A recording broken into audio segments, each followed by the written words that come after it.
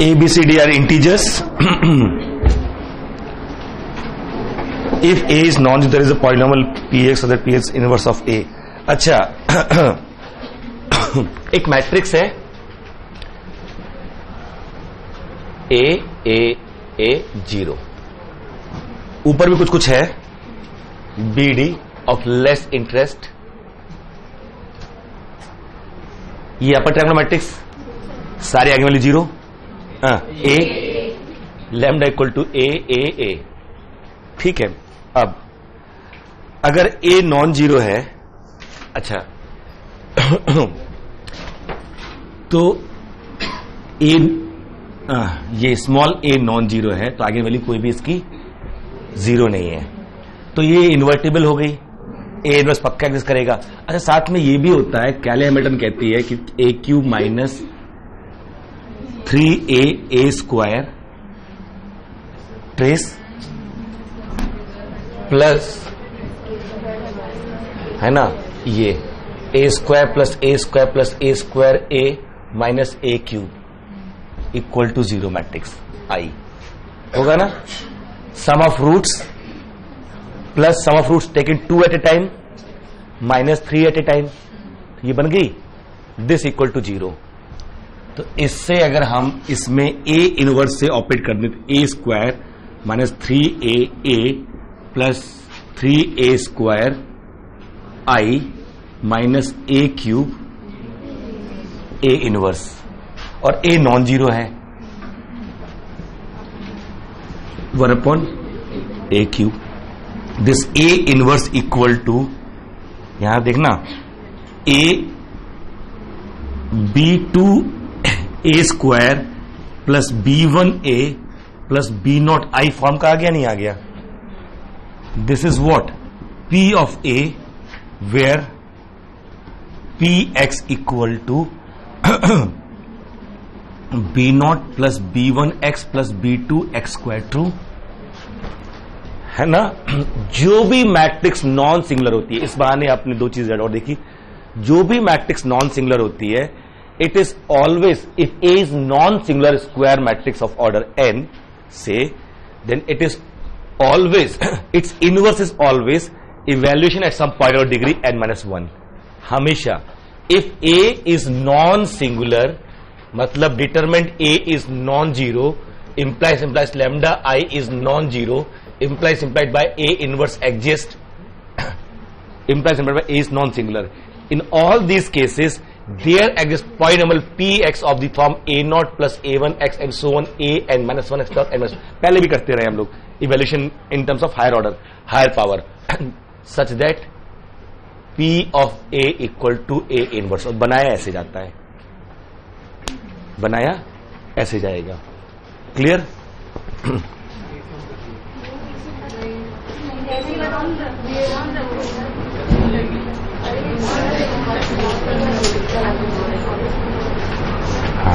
Good.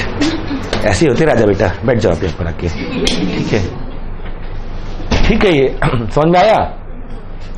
जब matrices पे आप काम कर रहे हो, आइगन वैल्यूज पे काम कर रहे हो, तो उससे रिगार्डिंग क्या क्या रिजल्ट्स हैं आपको सारा ध्यान. जैसे उसने कहा कि पहले ऑप्शन पे काम कर रहा हूं, और क्वेश्चन सॉल्व करने के तरीके भी ये होते हैं. जब आप क्वेश्चन सॉल्व कर रहे हो तो हर ऑप्शन का पोस्टमार्टम कीजिए एंड उससे एक रिजल्ट निकाले जो किसी और क्वेश्चन में काम आएगा. जैसे यहां पर हमने देखा कि अगर इसको तो भूले जाते हैं, जनरलाइज कर लिया इसको, यहां से तो मैं केवल ये निकाल के एक्चुअली दिखा दिया कि ये ऐसा हो रहा है. क्योंकि ये नॉन जीरो थे, ए इनवर्स मिल गया. ए पहला ऑप्शन ये था कि there exist a polynomial so that PA is the inverse of A. There is a polynomial so that PA equal to inverse of A. Simple. But this is true for any non-singular matrix because that characteristic polynomial will be there. Constant term will be non-zero. Determinant होता है ये. When you operate by A inverse will be here only and all the terms will consider I and A. So you take this coefficient in the denominator of here. So it will be what? A polynomial in terms of A. So it is always when then there exists. ये हमेशा होगा. तो ये किसके लिए? Non singular के लिए. And interesting, इसी में सिंगुलर रिजल्ट बनता है कि if determinant A equal to 0, determinant A equal to 0, then there exist there exists PA such that A into P, there exists PA equal to B such that AB equal to BA. एक matrix B मिल जाती है इन terms of PA। वही कहते हैं जब कोई question solve कर रहे होते हो तो उसको जनरलाइज करने की कोशिश करते हैं। जैसे ही आपको मालूम चला कि डिटरमिनेंट नॉन जीरो है, आपने A इनवर्स ऑपरेट किया तो A inverse will be here only with some constant that is non zero constant. इसको इधर लेके जाएंगे, वो नॉन जीरो कांस्टेंट नीचे आ जाएगा and on the right hand left hand side you will have a polynomial. अच्छा, if this is zero then you can take a common from here and from here also। कहीं से भी लेंगे तो अंदर से क्या बचेगा, एक पॉलिनोमियल बचेगा B in terms of A, that name it as B। अगर ये जीरो होता मतलब वही जो हमारा A plus A and a to power n minus 1 and so on A1 A plus A naught I, यही होता है। What is A naught? minus 1 to power n into determinant A, यही होता है ना। If determinant is zero then this will be zero and by Cayley-Hamilton this should be zero। Take A common from here or here, the same, you can write this A to power n minus 1 plus A n minus 1 A to power n minus 2 and so on A1 I, this equal to 0। Name it as B। This is what, or what is B? P of A, है ना। What is B? P of A। So if determinant is 0 then we can find PA so that A into PA equal to, ये बाइवल question है। वो आपको कहता है एक matrix दे देगा, कहता है construct a matrix B, construct a matrix B not some power of A so that AB equal to BA। they ask you construct a matrix because A to the power R commute A to power R into A is R, A to power R plus 1 either left or right, so every power of any element commutes itself। Then they ask you construct a matrix for given A, construct a matrix for given A such that B and AB equal to BA। तो फिर वहां पर आप लेते हो singular लें कि non singular लें, इस के ढंग से। अगर वो सिंगुलर हो गई तो ये आंसर आ गया। नॉन सिंगुलर हुई तो फिर आपको अलग सोचना पड़ेगा। You may have eigenvalue concept, कौन सी मैट्रिक्स कम्यूट करेगी। A x equal to lambda X जहां आता है ना, A x equal to lambda X, वहां से कुछ ढूंढने की कोशिश करेंगे, शायद मिल जाए बी बना के। बट ये पूछा हुआ है कि if A is singular matrix then there exist polynomial P x such that P of A commutes, है ना, दिस ऑलवेज एग्जिस्ट। ठीक है, उसी क्वेश्चन थोड़ा सामने पहला ऑप्शन था ये B for each polynomial Z Q x that matrix Q A equal to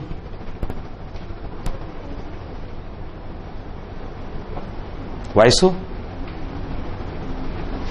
second option सीधे तो अंदर रख सकते हैं, नहीं डिटरमिनेंट होता तो सोचते भी कि एक्स आई माइनस ए उसमें रख सकते हैं।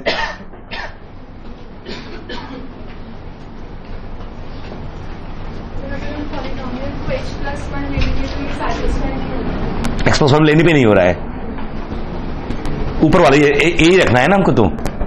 हाँ तो वही खत्म हो जाएंगे। ए यहाँ पे क्यू एफ ए आना, यहाँ पर क्या आना चाहिए, ए वहां 1 plus 1 आता जाएगा हर एक में।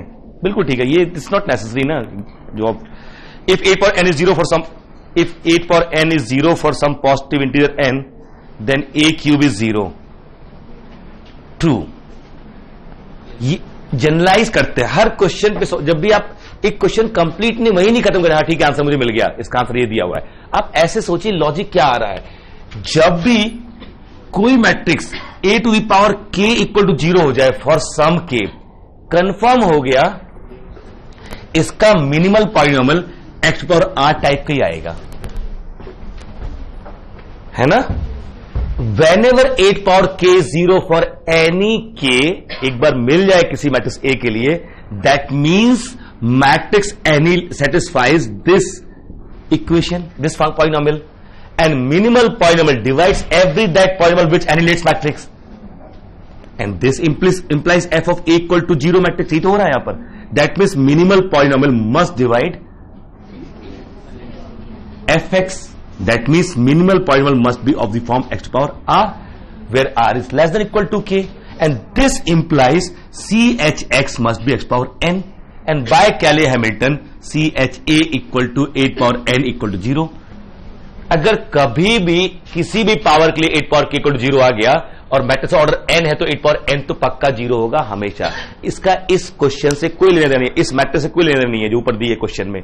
C option is general statement, बस इतना ही है कि यहां ऑर्डर 3 है, उससे लेना देना यही है कि ऑर्डर 3 है ऊपर वाली मैट्रिक्स का ए का।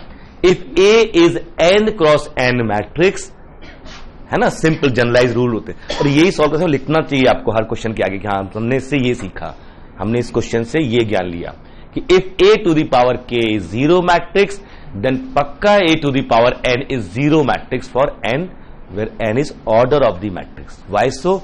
It will become nilpotent matrix. और ये दो रूल आए, 8 पावर k 0 दिया हुआ है तो मैंने fx ये मान लिया, then minimal polynomial must divide this, तो इसका डिवाइजर क्या हो सकता है? इसी टाइप का हो सकता है। अगर मिनिमल पॉलिनोमियल ये है तो फिर क्वाड्रेटिक पॉलिनोमियल यही होगा, इस टाइप का। यहां r और यहां n तो आएगा ही आएगा, because this divides this divide this to the power n, तो इसको इसी टाइप का होना पड़ेगा। बात समझ में आई? ऐसे कैसे कर रहे हो? सिंपल है ना, ठीक है। A commutes with every matrix of the form this. Why so?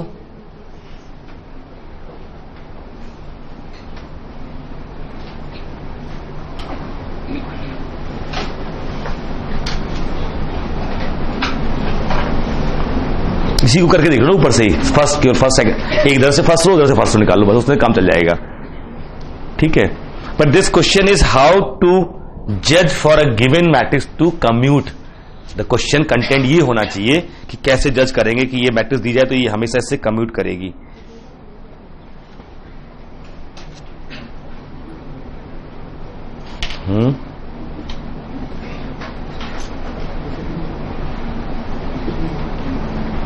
सोचना पड़ेगा इसको, ये कम्यूट कर रही है तो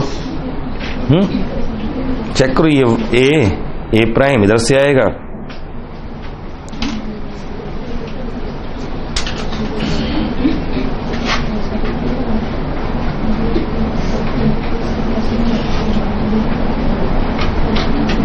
ये तो कम्यूट कर रही है,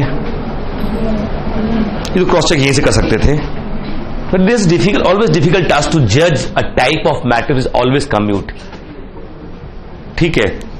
ये ए प्राइम अगर मेरा पता नहीं ना ए प्राइम 0 है कि नहीं है, ए प्राइम का आइडिया है ना, but this particular what ever A prime this I think ये मैं देख रहा हूं करके तो कम्यूट कर रही है मैट्रिक्स, और वो दिख जाएगा ना। अगर ये 3 क्रॉस 3 मैट्रिक्स मेजर एंट्री 0 है तो instant you can check it out, ठीक है।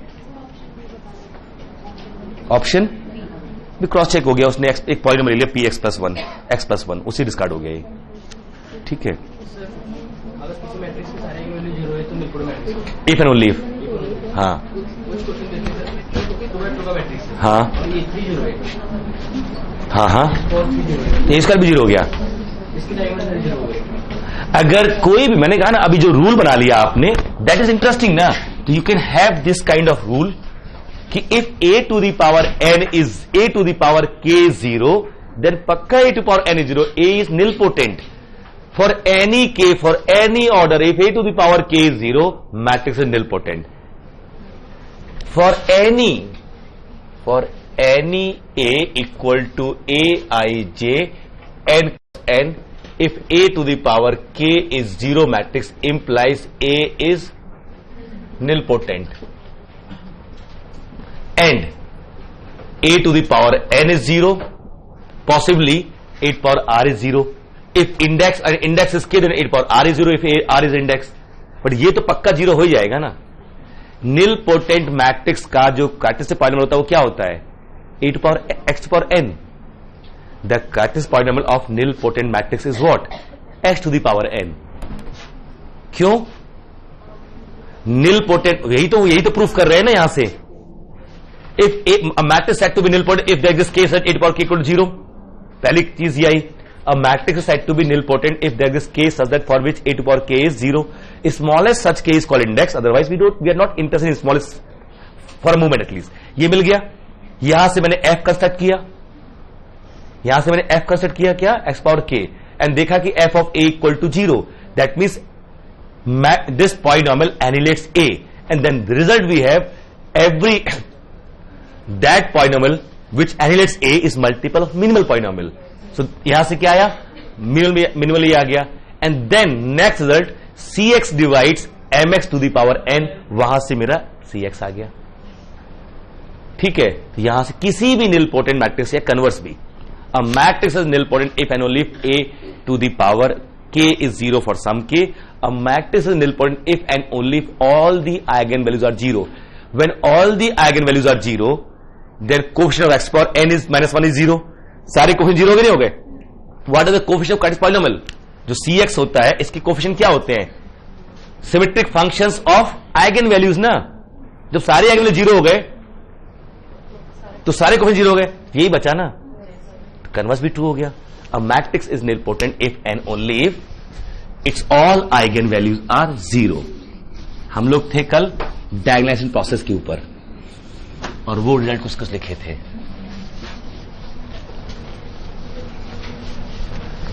दिखा दो मुझे क्या रिजल्ट लिखे थे हमने, और अब भूल गए. कल देखिए मैं क्या था.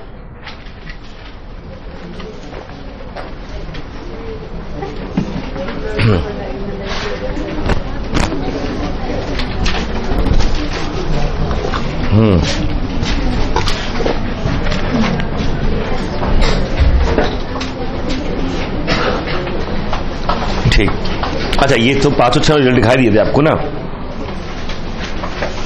तो मिर्ची मैट्रिक्स कैन ऑलवेज डायगोनलाइज्ड. कितनी बार पूछा हुआ क्वेश्चन ये.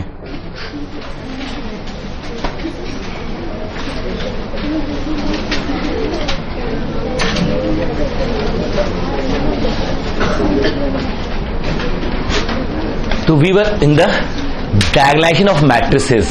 You are given a matrix and asked whether it can be diagonalized or not. Case 1, when all the eigenvalues are in the field.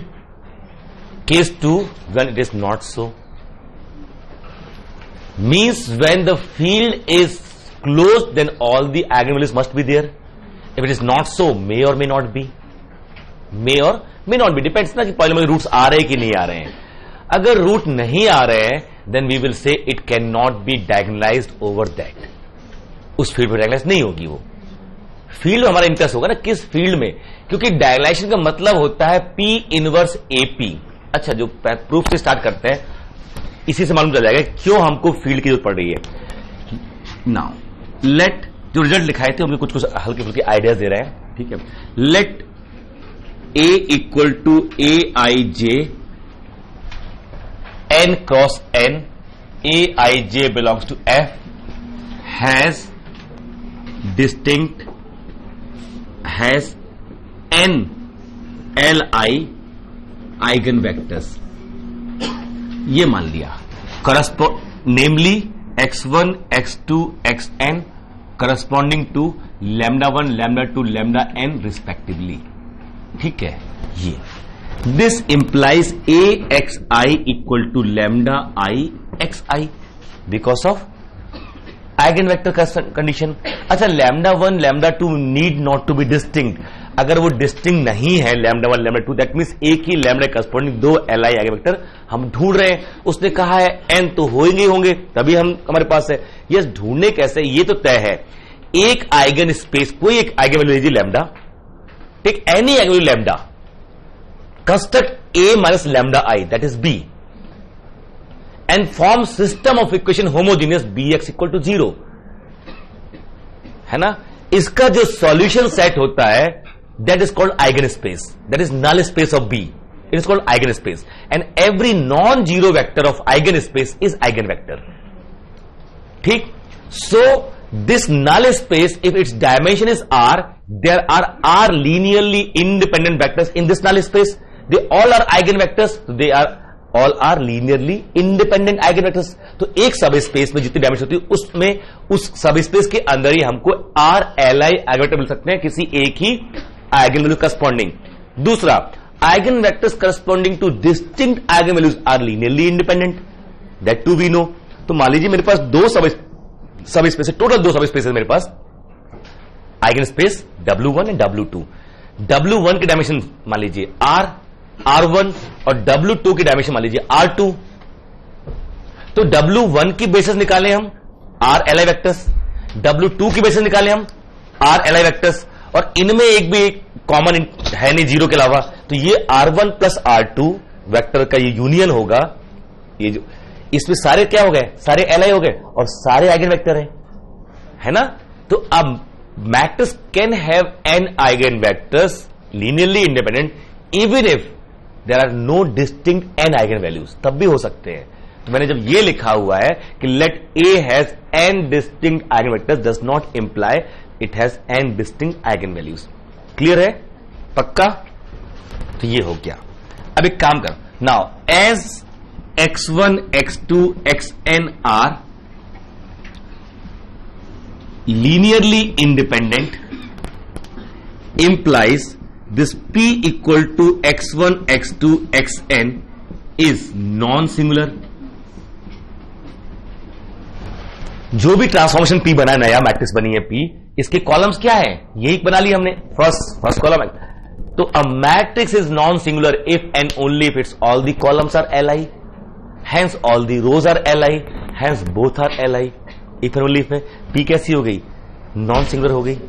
ठीक है, अब मैट्रिक्स मल्टीप्लिकेशन दिखाएं अगर आपको हम, तो जब इस मैट्रिक्स को एनहेंस जो ए पी लिखेंगे ना, ब्लॉक में मल्टीप्लाई करना, you can write this as A x one A x two A x, लिख सकते हो ऐसे।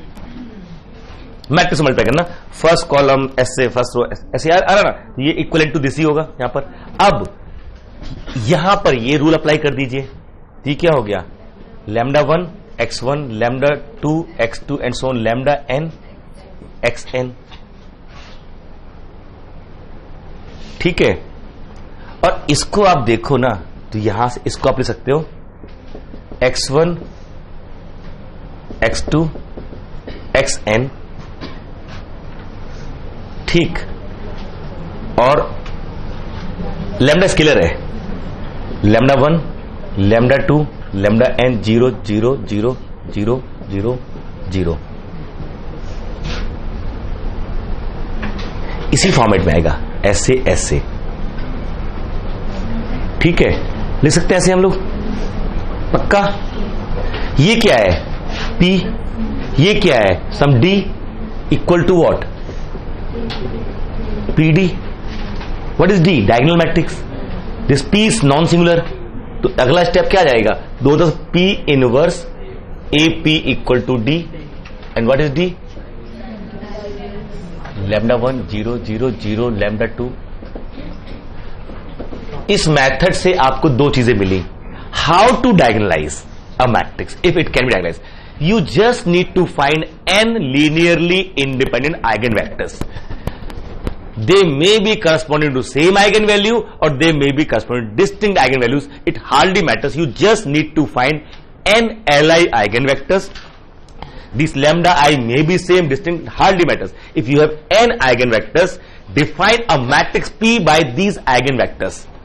Then this P inverse AP will always give you a diagonal matrix, and more importantly on that diagonal there will be eigenvalues। ठीक है, if there is like absence of eigenvalues in that field, it is not closed। अगर field मेरी close नहीं है और जो matrix है उसका करेक्ट पॉलिनोमियल मान लीजिए x² + 1 आ गया था पीछे जैसे, और फील्ड मेरी R की है, तो P इनवर्स AP कुछ भी करोगे, एंट्रीज अगर A में रियल है, P में सब में रियल है, तो एंट्रीज क्या आएंगी, रियल ही आएंगी ना अल्टीमेटली। लेकिन आइगनवैल्यूज क्या आ रही है, I माइनस I, और यहां आना है I माइनस I। अगर मान लीजिए मैट्रिक्स ये होती मेरी 0 - 1 1 0, ये मैट्रिक्स A होती, तो अगर ये डायगोनलाइज होती तो P इनवर्स AP जो आता वो क्या आता, I 0 0 माइनस I आएगा। लेकिन अगर इसकी एंट्री रियल है, अब P अगर यहां I प्रोड्यूस करना है तो P की एंट्री रियल थोड़ी हो सकती है, क्योंकि अगर P में भी एंट्री रियल हो गई तो P इनवर्स में एंट्री रियल होंगी, और तीनों पार्ट में एंट्रीज क्या होंगी, अल्टीमेटली रियल आएंगी। ये तो कभी नहीं आएगा। That means no such matrix P exist for which P inverse AP equal to diagonal matrix, because आना तो यही है, a matrix said to be diagonalizable if there exists non-singular matrix P such that P inverse AP equal to diagonal। और यही आना है, क्योंकि जब मैट्रिक्स सिमिलर होती है तो उनकी आइगन वैल्यू सबको सेम हो जाता है। तो डायगोनल जो मैट्रिक्स आएगी उस D की आइगन वैल्यू तो डायगोनल एंट्रीज ही होंगी। अगर P इनवर्स AP किसी भी बी के इक्वल आ गया तो बी और ए की आइगन वैल्यू सेम हो गई। वो कह रहा है ये डी के इक्वल आ रहा है, डायगोनल के इक्वल आ रहा है, तो डायगोनल पे तो आइगन वैल्यू ही आएगी ना, क्योंकि डायगोनल मैट्रिक्स की आइगन वैल्यू क्या होती है, वो डायगोनल एंट्रीज ही होती हैं, और ये दोनों सिमिलर है, तो इसकी और इसकी आइगन वैल्यू सेम आनी चाहिए, तो डायगोनल पे क्या आना चाहिए, इसकी आइगन वैल्यू ही आनी चाहिए, तो आएगा तो हमेशा यही। That is why the requirement is that field is closed. अगर फील्ड क्लोज नहीं है then certainly we need to find और confirm whether all the eigenvalues exist in that field और नॉट। इफ नॉट तो फिर जैसे मान लीजिए कहीं आ गया ये x to the power 6 minus x plus 1, ये मेरा cx आ गया, 6 क्रॉस 6 मैट्रिक्स है, 6 क्रॉस 6 मैट्रिक्स है, एंट्री रियल है, कहो तो मैट्रिक्स बना दू, कौन सी वाली मैट्रिक्स है, बना दू कौन सी वाली मैट्रिक्स है, बन जाएगी ना। हाँ, single word question, single word answer, companion, थोड़ी घोड़ा भाग करना है। हर पॉलिनोमियल पॉइंट, कोई भी पॉइंट उठा लीजिए, कोई भी पॉलिनोमियल हमेशा एक करस्पॉन्डिंग डिग्री n का होगा पॉलिनोमियल, किसका, अगर n क्रॉस n मैट्रिक्स होगी, इसके लिए किस डिग्री का आएगा, किस डिग्री, 6 क्रॉस 6 मैट्रिक्स आएगी, ठीक है। और ये वाला कोफिशिएंट नहीं, कौन सा कोफिशिएंट इस्तेमाल होंगे, इसके, ये तो 7 कोफिशिएंट इसके अंदर ना, तो इसके बाकी यहां से कौन कौन से कोफिशिएंट ये होंगे ना, a0 मतलब -1 1 0 0 0 0, सारे 0 जाएंगे, ज्यादा हो गए नहीं, ठीक है, 0 1 0 0 0 0 0 1 एंड सो ऑन, 0 0 0 1 0 0 0 0 1, नीचे कम कर रहे हैं ना हम लोग, 0 0 0 0 0 1, आप 6 को है ना, काउंट कर लेना, 3 3 6 3 आई, ओफो,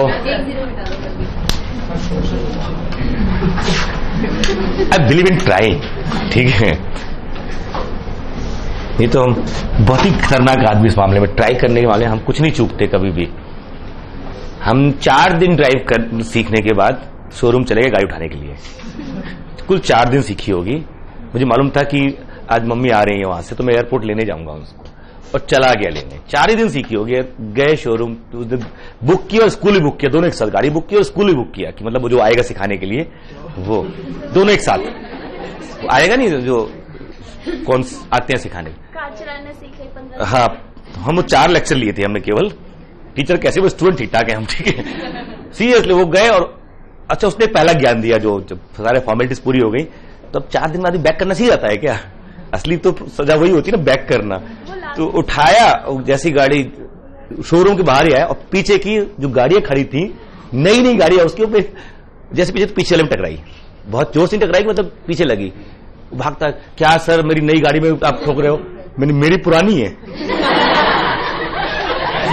तो उसने सीधे बोला मेरे से, क्या सर आप मेरी नई गाड़ी में, मैंने कि मेरी पुरानी, कहता वो तो हमने बेच दी, वो सीधे बोलता, सर वो तो हमने बेच दी, आपकी प्रॉब्लम है वो, नहीं सही है, दिस इज गुड कि उठा, और गए भी एयरपोर्ट लेके, 4 पहिए, पता है गिरेगी तो है नहीं, साइकिल थोड़ी है, ये कौन था, साइकिल के में गिर पड़ेंगे, गिरेगी तो नहीं, हम अंदर बैठे हैं, और बाकी देख जहां कुछ होगा बंद कर देंगे इग्निशन, ठीक है, कोई आएगा जिसको दिक्कत होगी आएगा, गाड़ी साइड करवाएगा, आगे पीछे दिक्कत होगी ना, मेरी कौन सी टेंशन है, हम तो बिल्कुल कौन, ठीक है, जहां कुछ बंद कर देंगे, और बाहर आई कहेंगे जिसको दिक्कत है साइड में लगा दे,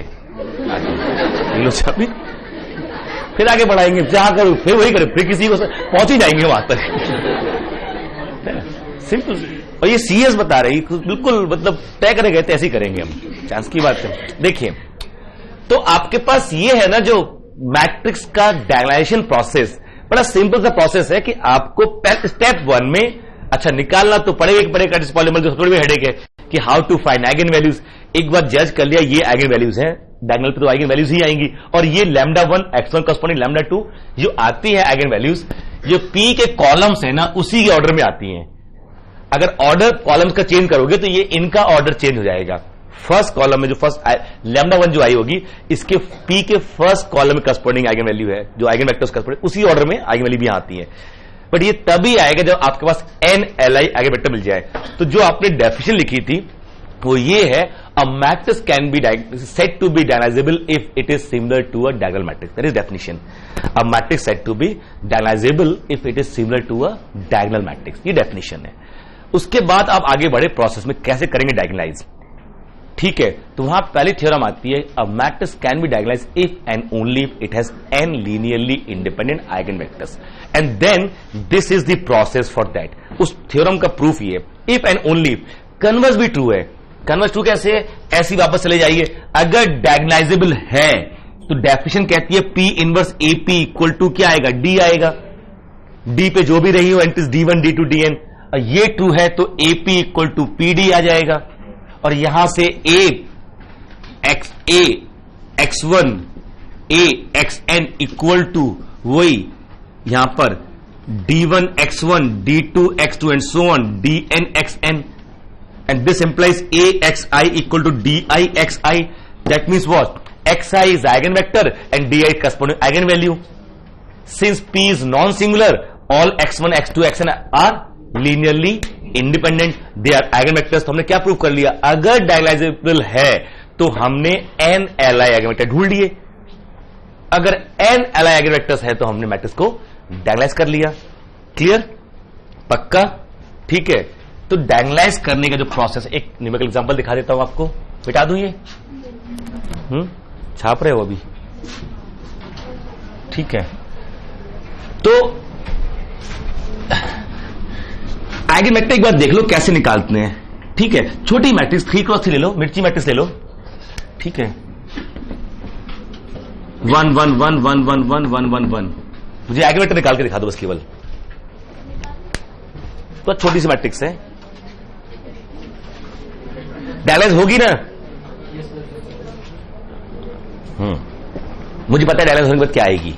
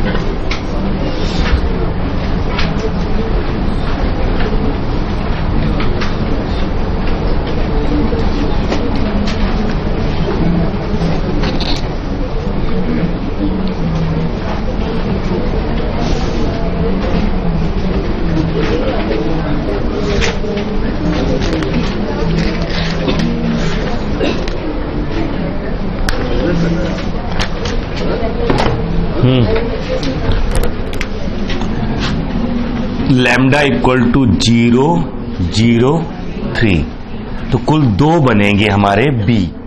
एक B1 equal to a minus 0 i that is a, और B2 equal to a minus i।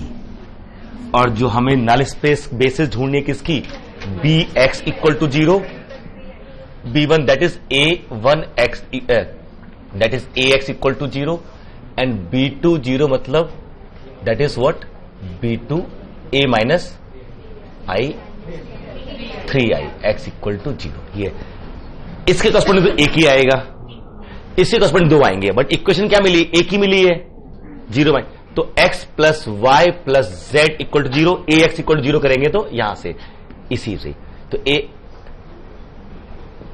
X y z equal to 0 0 0 ऐसे कर दिया। सिस्टम क्वेश्चन सॉल्व करेंगे, उसको नॉन जीरो सॉल्व चाहिए हमको। तो क्या आ गया, x plus y plus z equal to 0। हमने एक x1 बनाया। तरीका ये होता है कि एक दो चूज करने पड़ेंगे तभी तीसरा मिलेगा आपको।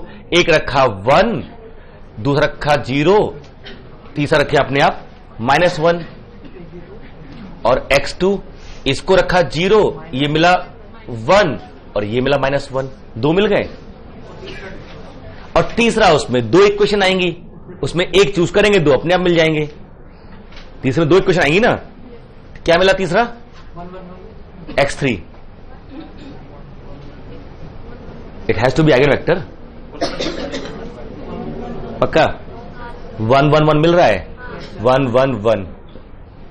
अच्छा ढूंढना भी नहीं चाहिए ना, क्या जैसे यहां पे आया ना -3 है ना, अब दूसरा आया क्या -3 ना, तो -2 1 1 1 -2 1 1 -2 1 यही है ना, x y z। तो -2x plus y plus z equal to 0। इसको 1 1 1 करें, खत्म बात। हमें एक ही चाहिए था, कोई भी एक ढूंढ लीजिए, आर्बिट्री वेक्टर। इसको सॉल्व करना, कोई वेक्टर होगा इनसे तो इंडिपेंडेंट होगा, क्योंकि वो डिफरेंट आइगन वैल्यूज के आइगन वेक्टर्स एलआई होते हैं। तो बजाय पूरा सॉल्व करने के जस्ट हिट एंड ट्रायल से अगर आप रख के हाँ ये सॉल्व करा तो एक आंसर आ गया तुरंत। अब दूसरा भी ढूंढना है तो ढूंढते समय वो भी देखो और एलआई भी चेक करो। तो रखते समय ध्यान रखना चाहिए, अगर एक बार हिट एंड ट्रायल कर भी रहे हो तो दो वेक्टर्स का हिट एंड ट्रायल भी एलआई बड़े आराम से मिल जाता है। जैसे this into this non zero, खत्म। This into this plus this into this is non zero, पक्का ये एलआई हो गए। नहीं तो क्या आ गया 1 1 1। तो एक मैट्रिक्स बनाइए P 1 0 -1 0 1 -1 1 1 1। This is matrix P। और इस मैट्रिक्स P से जब P इनवर्स AP करेंगे आप, तो जो आएगा वो मैं बता देता हूं अभी आपको, इतना ध्यान रखता हूं मैं, देखो आपको, ठीक है। 0 3 ये आ जाएगा, ठीक। उसी ऑर्डर में 0 पहले दूसरे 0 है, मैं इसको यहां कर लेता तो ये इधर आती, ये इधर आता कॉलम, 3 यहां आ जाती, फर्क नहीं पड़ता। The Matrix so obtained is not unique. When you diagonalize a matrix as P inverse AP, this P is not unique. There are infinite possibilities for P, because what you have to take as an eigenvector corresponding to one eigenvalue, there are infinite eigenvector. You have to just write basis for this. यहां आपको basis लिखना है और कुछ नहीं, ठीक है। Clear, बात समझ में आ रही है? हाँ, तुमको क्या हुआ, कुछ तो क्लियर हुआ नहीं हुआ? नहीं, क्या नहीं हुआ तो पूछ लो बेटा, ऐसा थोड़ी होता है। दिवाली थोड़ी इसका मतलब नहीं बताएंगे।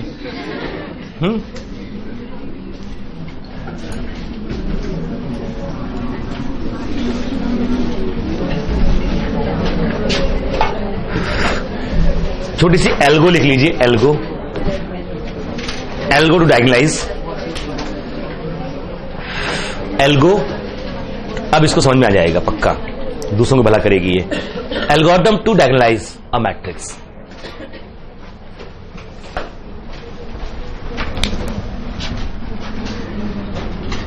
For given A equal to Aij n cross n, Aij belongs to F। जल्दी जल्दी से स्टेप लिख लेते हैं। मुझे पता है 11 बजते ही आप लोग भागना शुरू करोगे, 12 बजे तक तो रुक सकते हो ना। मैं मजाक कर रहा था, मुझे मालूम। ऐसे एक सुर में बोले नो सर, मतलब ऐसे ही नहीं सर, कोई है ना, एक दो बंदों ने यस बोला ना, उनको तो केवल में बिठा पढ़ा सकता हूं मैं, उनको मैं केवल में बिठा लूंगा, वहां पढ़ा दूंगा, ठीक है। चलिए, A equal to Aij belongs to F is an n cross n matrix. हमें प्रोसेस स्टार्ट करना है कि whether it can be diagonized और not, the whole process of डायगोनाइजेशन।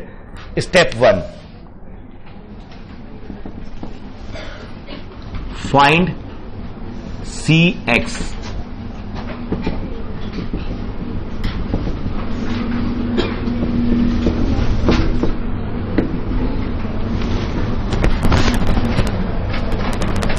as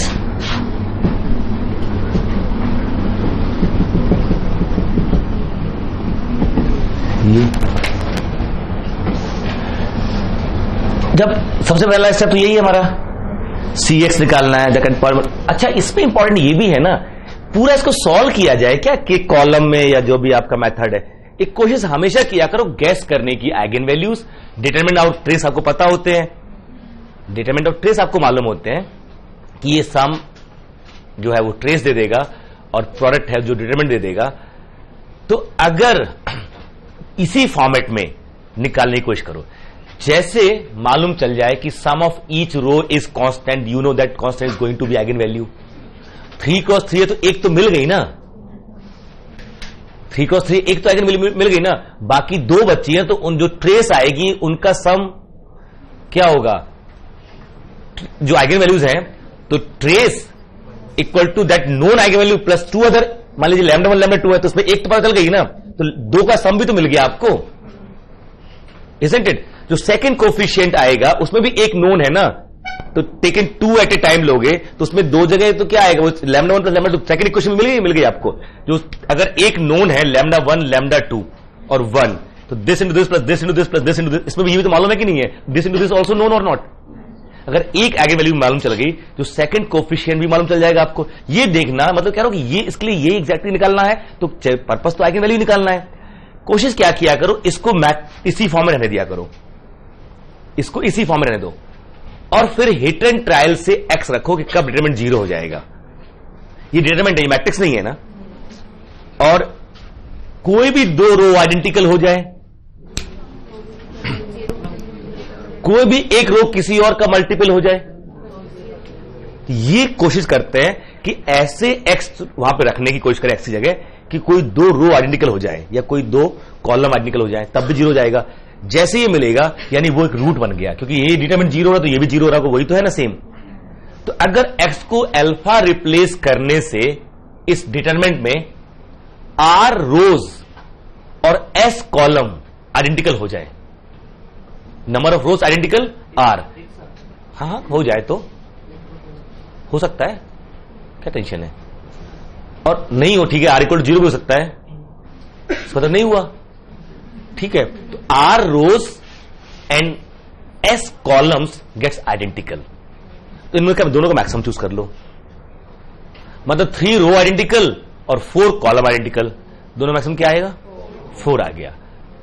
अब क्या होगा कि जो आपने रखा था अल्फा, ये आगे वैल्यू बन जाएगा with algebraic multiplicity at least 3, maximum से 1 कम। जब 3 रो आइडेंटिकल होंगी तो 2 ही तो आप 0 कर पाओगे एक की हेल्प से। भाई 3 रो आइडेंटिकल हो गई, फर्स्ट सेकंड थर्ड, तो फर्स्ट माइनस सेकंड तीनों सरल 0 हो जाएंगी, first minus second first minus third, तो 2 0 हो जाएंगी, एक तो फिर बच जाएगी, 2 ही तो कर सकते हैं आप ना। तो जैसे ही मालूम चल जाए कि इसी में नोट कर सकते हो कि note if by putting x equal to alpha k rows gets identical, then x minus alpha power k minus 1 is a factor of cx, then x minus alpha power k minus 1 is a factor। मैं ऐसे rule दे रहा हूं शायद वहीं से काम चल जाए, इसी से ये एक फैक्टर बन जाएगा हमेशा। अच्छा, मतलब अगर बाकी जो बच गया वहां से भी अल्फा का रूट आ गया तो फैक्टर और बड़ा हो सकता है, इतना तो कम से कम बनेगा, है ना। फॉर एग्जाम्पल ए मेरी अगर मिर्ची मैट्रिक्स है,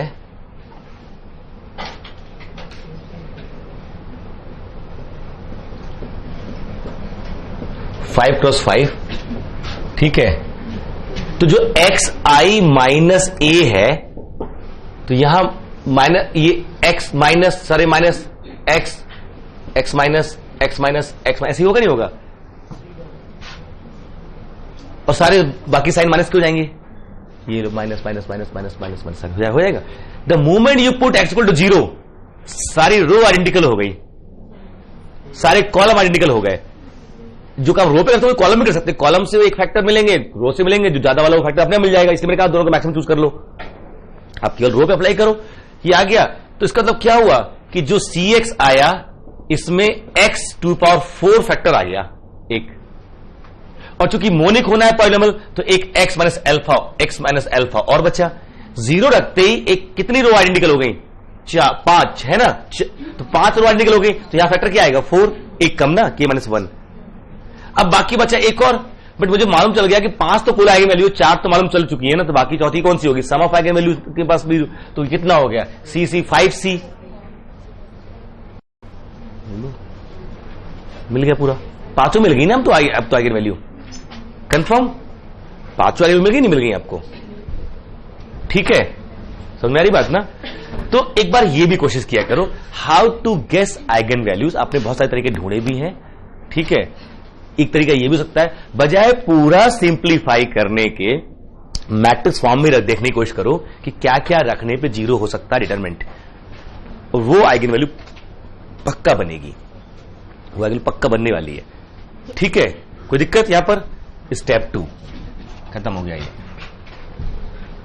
मैंने जस्ट ये बताया, उसमें एक आध रूल लिखा दिया कि ये this can be taken as an help. तो स्टेप 2 में क्या कीजिए,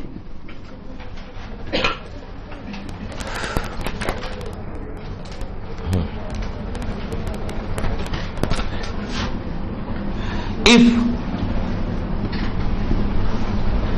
all the roots of Cx lie in F,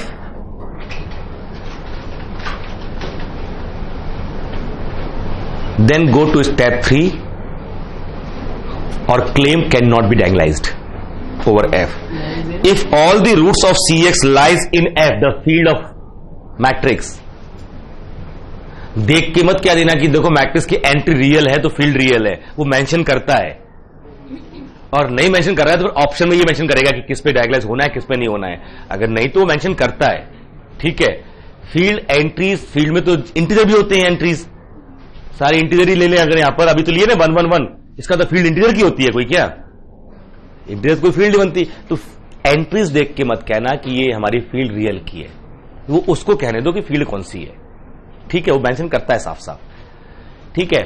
तो स्टेप 3 कहता है, या 2, स्टेप 2 कहता है if all the eigenvalues of all the roots of 6 lies in F, go to step 3 और claim here only it can not be diagonalized over F. ठीक, यही process and कर जाएगा अगर आइगन वैल्यूज नहीं होंगी एफ में, या रूट्स एफ में नहीं होंगे, तो प्रोसेस ये खत्म हो जाएगा और आपका आंसर आ गया, it can not be diagonalized over F, diagonalized over F. ठीक, समझ में आ गया? हाँ, क्या तकलीफ है आपको? If all the roots of Cx lies in F, F दिया होगा नहीं दिया होगा? अगर रूट लाई करेंगे तो अगले स्टेप पे जाइए, वहां क्या करना बताएंगे अभी। अगर नहीं लाई कर रहे हैं तो वहीं खत्म हो गया process, claim it can not be diagonalized over F. वही जो अभी एग्जाम्पल हम लोगों ने शुरू में किया था, ठीक है, देखना।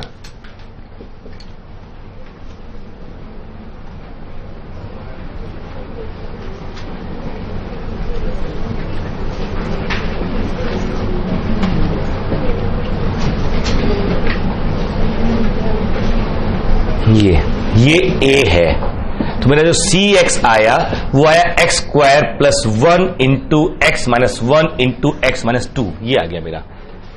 ठीक है, अब इसमें 4 रूट आने चाहिए थे, 2 रियल आ रहे हैं और 2 कॉम्प्लेक्स आ रहे हैं। अब मुझे पता नहीं फील्ड कौन सी है, where Aij and Aij belongs to R।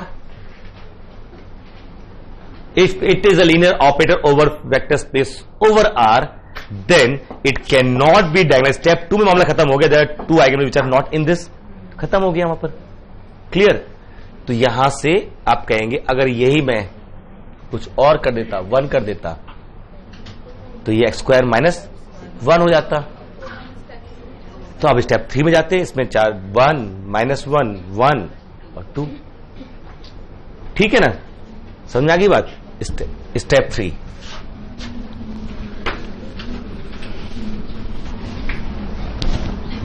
Step 3, हाँ जी, स्टेप 3 में कब आए होगे? जब सारी आगे वैल्यू आपको मिल गई फील्ड में। Right Cx S product x minus lambda i very from 1 to k and ni and summation ni equal to n, where lambda 1, lambda 2, lambda k are the distinct eigen values of A. हमेशा ऐसे लिख लीजिए, ठीक है, कौन से कितनी आ रहा है.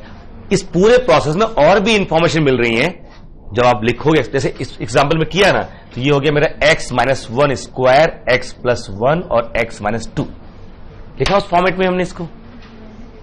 हमेशा इस फॉर्म में लिखिए. तो कितनी डिस्टिंक्ट आइगन वैल्यूज आई? 1 माइनस 1 एंड 2. 3 आइगन वैल्यूज, भले 4 क्रॉस 4 मैट्रिक्स है बट आइगन वैल्यू 3 ही डिस्टिंक्ट आई है. This will give you number of distinct eigen values, ठीक है, number of distinct. And notice ni is the am of lambda I. mi is ठीक है.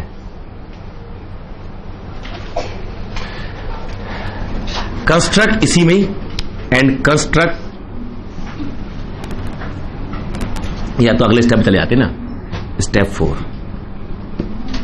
एक बार कंफर्म हो गया ये, तो ये लिख लिया आपने, ये नोटिस कर लिए सारे क्या है ना, that is alpha lambda I. Notice चल रहा है हम लोग का, alpha lambda I, gamma lambda I, sigma A.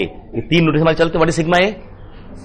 Spectrum. Gamma alpha है, गामा लैम्डा है ज्योमेट्रिक, अल्फा लैम्डा है algebraic.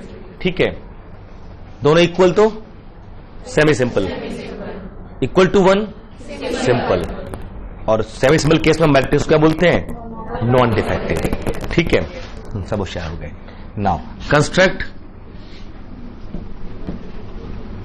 B i is A minus lambda i I for i equal to 1 to k.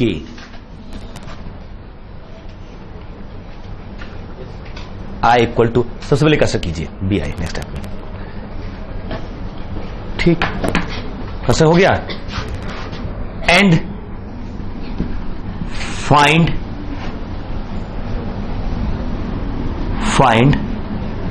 Gamma lambda i as n minus rank of B i. जो gamma lambda निकलता है हमेशा n minus rank of B i. B i कैसे बनाएगा ये? ठीक है,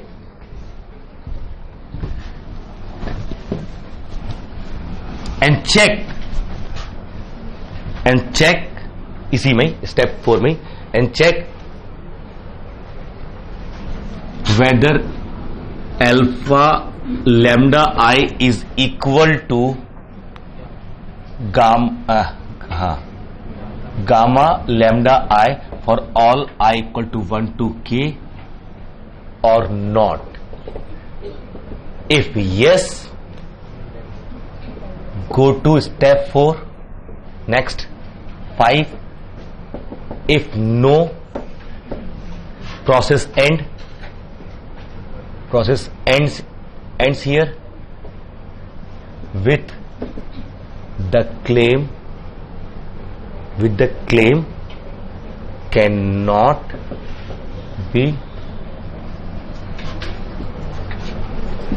be diagonalized. आपको बस हर एक के लिए चेक करना है, हर एक के लिए यही बात खत्म हो जाएगी. आपको रैंक की तो निकालनी है, अभी सॉल्व तो नहीं किया ना आपने. B1 B2 B की रैंक निकाली, n में सेपरेट करते हुए गामा मिलते चले जाएंगे. आपको जितनी डिस्टिंक्ट आइगन वैल्यूज होंगी उतने ही तो करने हैं आपको. मान लीजिए 5 क्रॉस 5 मैट्रिक्स है, 3 आइगन वैल्यू आई, B1 B2 B3 बनाना है आपको. What is B1? A minus lambda 1 आई. ये एक मैट्रिक्स है, इसकी आप रैंक निकाल सकते हो. अभी पीछे वाले केस में यही तो किया था आपने, जब सारी एंट्री C इक्वल थी आपकी, उसमें आपने देखा कि 3 आइगन वैल्यू 0, 4 आइगन वैल्यू 0 आ गई और एक 4C आ गई.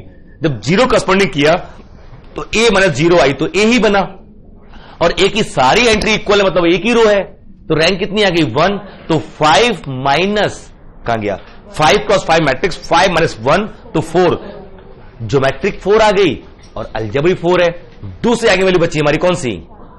4C.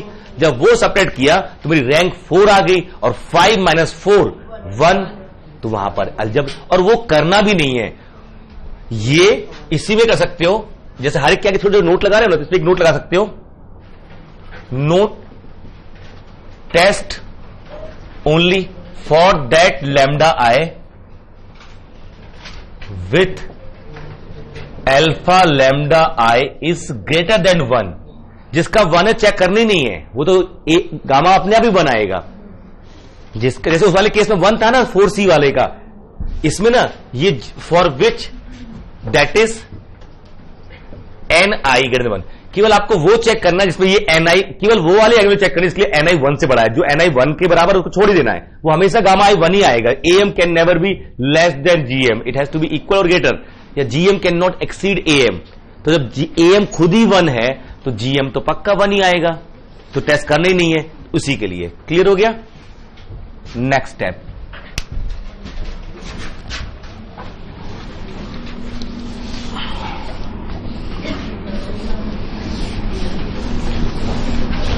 आप ये स्टेप पे क्यों आए होगे? स्टेप पे क्यों आए होगे? क्योंकि वो एएम जीएम के इक्वल आ चुका है। ठीक है, स्टेप 6 जो है, 5 जो है, ठीक है, स्टेप 5 में क्या करना है आपको? Construct W i as x belongs to V such that such that bix equal to 0, bix equal to 0. What is bix? What is b1? a minus lambda 1x, b2 a known है, lambda known है, b complete known हो गया, that is null space of bi। आपको पता है कैसे निकालते, equation बन जाएगी। ठीक है, these W I are called the eigenspaces for lambda I. ये आइगन स्पेस बना लिया इसी प्रोसेस में आपने। ठीक है, इसी प्रोसेस में आपने आइगन स्पेस बना लिया। ठीक है, and find S1 S2 Sk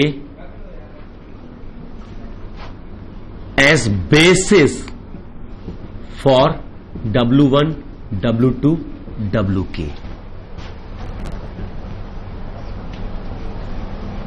basis for W1 W2 Wk। जब आइगन स्पेस आपके पास है, बेसिस निकाल सकते हो। और यहां पर क्या करना है, ये जो Bx है ना, इसको निकालें कैसे? जैसे ये V है, मान लीजिए आपको B मिल गया आपको, तो ये से भी ये B भी मिला है। ठीक है, जो भी एंट्री यहां पे रखना आपने x y z equal to 0 0 0, तो यहां पे आप लिखोगे वो x y z चाहिए जो इस इक्वेशन सेटिस्फाई कर रहे हो। ये इक्वेशन के लिए यहां पे जो बचेंगे इक्वेशन वो लिखनी है। तो वहां से आपको 2 इक्वेशन मिल गई। अभी पहले भी आपने किए थे vector space with 2 constraint, vector space with 2 constraint 1 constraint मिल जाएंगे, मिल जाएंगे। तो यहां पर वही आएगा W1 ऐसे सच दैट दिस, और इसको जब सॉल्व करोगे तो आपको 2 इक्वेशन मिलेंगी, 3 इक्वेशन मिलेंगी, 4 इक्वेशन मिलेंगी। ठीक है, ये कुछ मिलने वाली है depending on n cross n matrix. इसमें देखो कितनी यूनिक है, कितनी लीनियर इंडिपेंडेंट है। वो वेक्टर स्पेस तैयार हो गया। आपको बेसिस चाहिए, आपको बेसिस चाहिए तो यहां से रिलेशन ढूंढने की कोशिश कीजिए कि मान लीजिए आपकी रैंक 2 आई है और 3 क्रॉस 3 मैट्रिक्स है, तो एक तो आपको खुद चूज करना पड़ेगा। रैंक 2 में तो 2 ही बची ना इंडिपेंडेंट, तो एक तो उन्हीं से बन रही होगी। अब 2 हमारे पास इक्वेशन है और 3 अननोन है। ठीक है, होमोजीनियस है। 2 equation x plus y plus z equal to 0 and 2x minus y equal to 0। 2 equation, 3 unknown, तो एक तो चूज करना ही पड़ेगा आपको ना। यहां से भी मिल गया कि y इक्वल टू 2x, तो जो यहां पर आएगा, यहां पर जो आ रहा होगा, यहां पर अगर मैं t तो खुद ही रखना पड़ेगा हमको ना, तो यहां पर आया a 2a, और यहां पर देखो z equal to what, minus x minus y, तो माइनस 3a। एक तो वेरिएबल हमें चूज करना ही पड़ेगा ना। हम यही a चूज कर लेते हैं यहां पर, तो x plus y equal to minus a, 2x minus y equal to a, तो x और y भी इन टर्म्स ऑफ a आ जाते हैं। अल्टीमेटली एक वेरिएबल हमें चूज करना ही पड़ेगा ना, तो ये a आ गया। तो अब ये मेरा वेक्टर स्पेस बन गया, दिस इज आइगन स्पेस। इसको आप ले सकते हो, ये A1 2 -3 से स्पेन हुआ है, तो ये अकेला सिंगलटन बेसिस बना लेगा। तो S1 में कौन आएगा? सिंगलटन वेक्टर आएगा। अगर डायमेंशन 2 होती तो S2 में 2 आते। You know how to find basis of any. अगर आपको कंस्ट्रेंट मिल जाए, इंडिपेंडेंट कंस्ट्रेंट मिल जाए, आप क्या कीजिए, मोस्ट जनरल वेक्टर चूज कर लिया आपने। यहां बन गया था मोस्ट जनरल वेक्टर, एक जगह 1 बाकी जगह 0 रखिए। जैसे वहां मैंने एक जगह 1 रखा तो सारा अपने आप ही आ गया। फिर दूसरे जगह 1 बाकी जगह 0 रखिए, एंड सो ऑन। तो you have to find basis for this.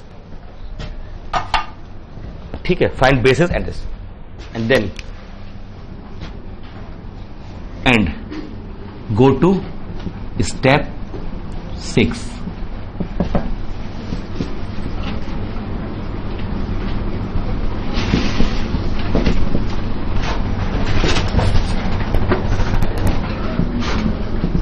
Right VS W1 W2 and WK, अपने आप हो जाएगा ये।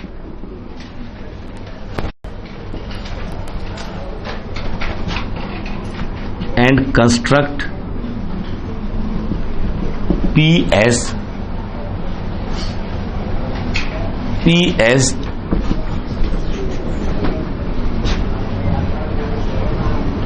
X1 1 X12 X1 R1 X21 X22 X2 R2 and so on, XK1 XK2 XK RK, where S1 equal to X11 X12 X1 R1। Basically ये R1 नहीं होगा, ये होगा N1, ये होगा N2 और ये होगा NK, क्योंकि GM इक्वल टू AM है। तो Li इसकी डायमेंशन कितनी आएगी W1 की? उतनी जो GM है वही तो डायमेंशन होती है ना, और इसकी जो डायमेंशन होगी इसकी बेसिस में उतने ही तो एलिमेंट होंगे। तो this is what basis for W1, basis for W2 and so on. Consider this P clear। N1 and Si equal to X11 X12 X1 Ni बनेगा ये। and claim P inverse AP equal to P inverse AP equal to diagonal matrix, diagonal matrix. और diagonal क्या आएगा?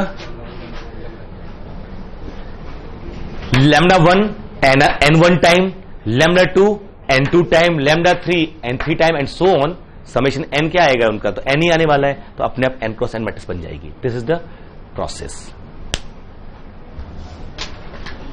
ठीक, this is the process. मैंने इसमें एक step हटा दिया, जो एल्गोरिथम कई तरह से दी जाती है इस चीज की। ठीक है, हर एक का अपना तरीका होता है। समझ में आया प्रोसेस पूरा? हाँ जी।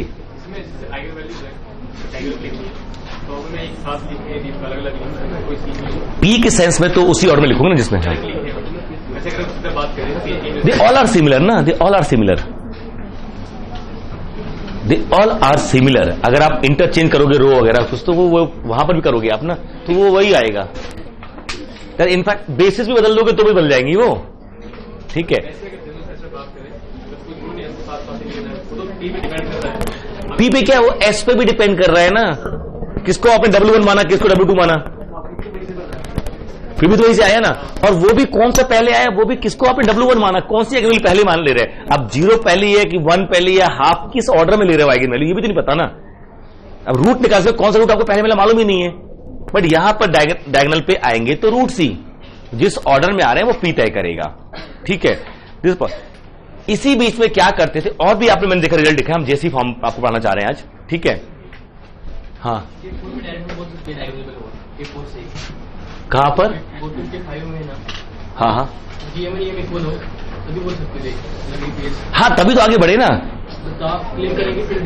हाँ नहीं है, इफ, हाँ कहां गिरेगा, if yes go to step 4 if yes तो आप पहले कहो claim it can be diagonalize and now go to step 4 for construction for diagonalization process. यहां इफ यस लो then claim A can be diagonalized and go to step 4 for diagonalization process. If no cannot be diagonalized, तो इस claim में डायगोनलाइज तो यही हो गई ना हमारी मैट्रिक्स, तो क्लेम हो गया कि डायगोनलाइज हो रही है. अगर डायगोनलाइज हो रही है तो यहां पे क्लेम हो गया, और वही काम है तो खत्म, क्वेश्चन ही खत्म हो गया कि वेदर इट कैन डायगोनलाइज और नॉट. और आगे and go to step 4 for diagonalization. आपको डायगोनलाइज करनी है. अब क्लेम तो यही खत्म हो गया, बट आगे क्यों बढ़ रहे हैं, हम डायगोनलाइज करना चाह रहे हैं, यहां पहुंच गए. बट डायगोनलाइजेशन प्रोसेस में हमने यह भी बताया कि इसी में वहां पर चूंकि आइगन स्पेस में कॉमन कुछ नहीं होता सिवाय जीरो वेक्टर के, और अगर n एलआई आइगन वेक्टर हैं तो ये जो है ना W1 W2 इनके किन्हीं की भी दो के सामने तीसरे में जीरो आने वाला है. तो इसका मतलब है कि जो V है इनके डायरेक्ट सम से बन जाएगा. V पक्का इनके डायरेक्ट सम से बन जाएगा. एक चीज और, जो T है ना, T लीनियर ट्रांसफॉर्मेशन, ये जो WI है वो T इनवेरिएंट होते हैं. जो WI है वो T इनवेरिएंट होते ही होते हैं पक्का. ठीक है, और इसीलिए इसको मिटाइए. एक चीज और देखिए यहां पर,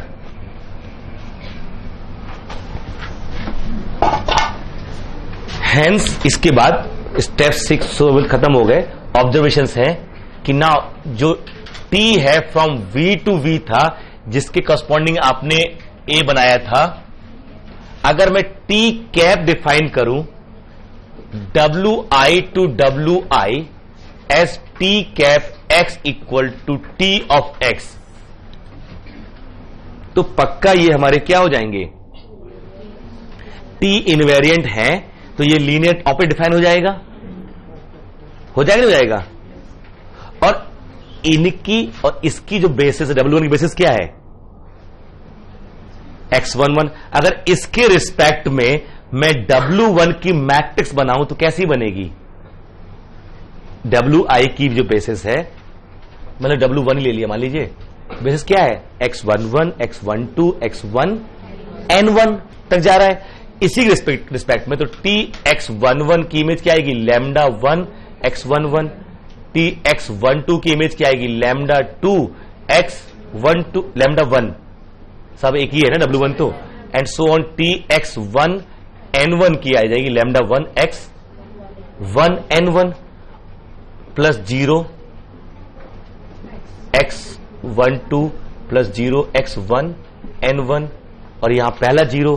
तो जो matrix T cap S1 S1 जो आएगी वो आ जाएगी what, lambda 0 0 0 0 lambda and so on lambda, और ये बन जाएगा मेरा Ni क्रॉस Ni. इसको नाम दे दो A1 है ना, 1, इसको नाम दे दिया मैंने A1. तो W1 की मैट्रिक्स A1, W2 की मैट्रिक्स A2, W3 की मैट्रिक्स एंड सो ऑन, ये सारी बन गई पक्का. कल हमने लिखा था कि अगर W कोई T इनवेरिएंट है, समझ में आया, ये बहुत कॉम्प्लेक्स नहीं है, एक सिंपल ऑर्डर में आगे बढ़ते चले जा रहे हैं. कुछ लोग ऐसे शक्ल देखता हूं कई बार डर लगता है, कुछ बहुत ज्यादा कॉम्प्लेक्स तो नहीं हो गया, बहुत आसान है. ओफो बिल्कुल आसान है. ठीक है, सीरियसली कुछ भी नहीं है. रियल पढ़ने वालों के लिए सब टफ लगता है क्या, बच्चों ऐसा खेल है ये तो, है ना. गाले बोलते हैं इसको बाजी चाय अतफाल. क्यों, कुछ बाजी चाय अतफाल, बच्चों का खेल. तो एक नहीं कोई गजल थी उनकी, बाजी चाय अतफाल है दुनिया मेरे आगे, लीनियर अलजेब्रा है दुनिया मेरे आगे. ठीक है, but really it's one of those easiest but important unit of mathematics as far as next exam is concern. 55-60 marks and 45-50 marks तो घर से लेके जाओ आप. वहां से कितने चाहिए उसके बाद, 50 मार्क्स और चाहिए वहां से, ये तो घर से लेके गए आप. हैं? अच्छा, लालच का तो कोई अंत नहीं है. 50 मार्क्स यहां से लेके जा रहे हो, वहां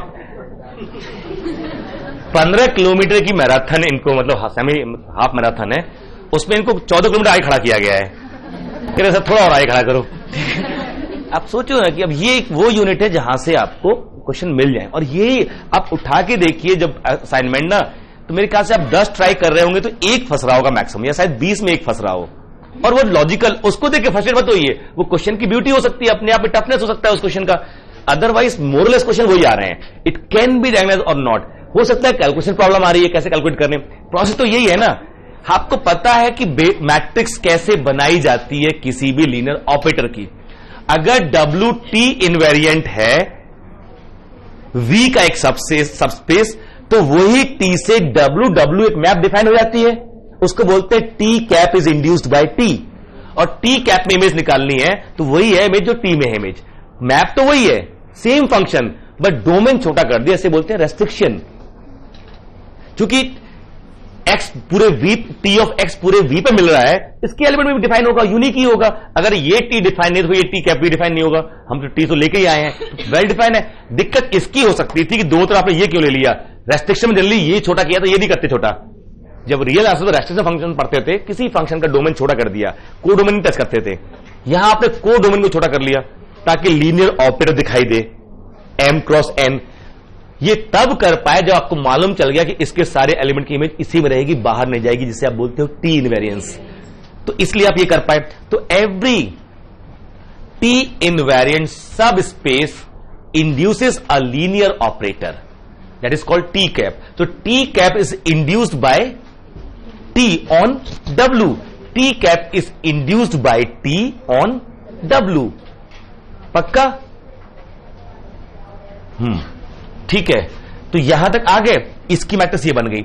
ऐसे W2 भी है, W3 भी है, सबकी निकाल सकते हो ऐसे मैट्रिक्स। अच्छा, सबकी जब मैट्रिक्स निकालोगे ना तो एक बेसिस लो S equal to S1 union S2 union SK, ये सारे इनके हैं, ये हम ऑलरेडी लिख चुके हैं।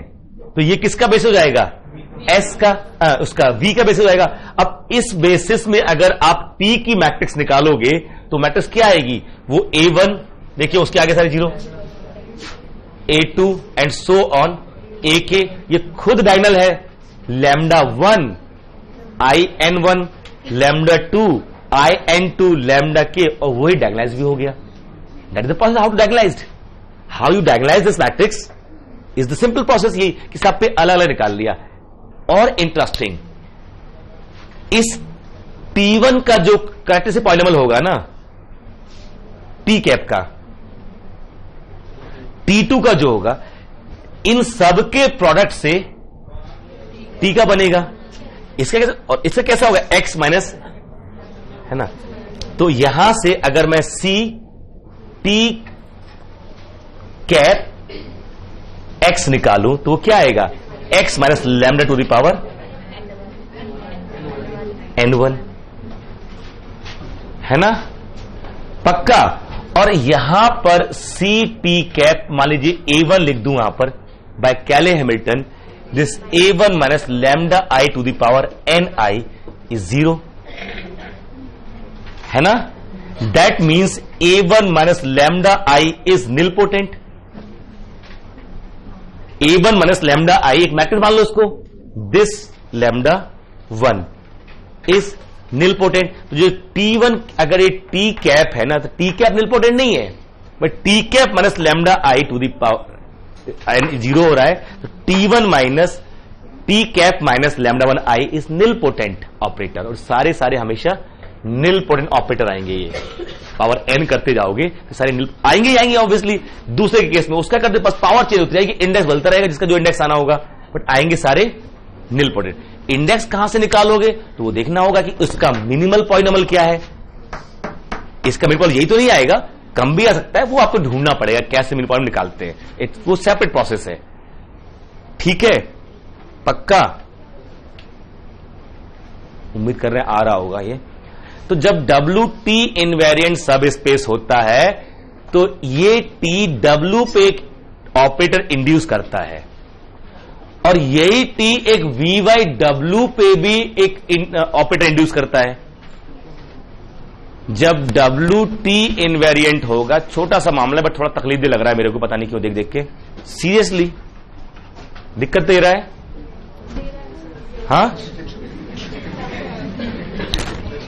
क्या दिक्कत दी इसने, कहां से? वहीं से मिटा देता हूं, ये लो। प्रोसेस समझ में आ गया?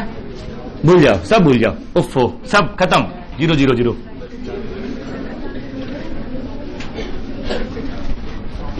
एक मैं रिवर्स प्रोसेस में जाता हूं. We don't know whether matrix can diagonalize और नॉट.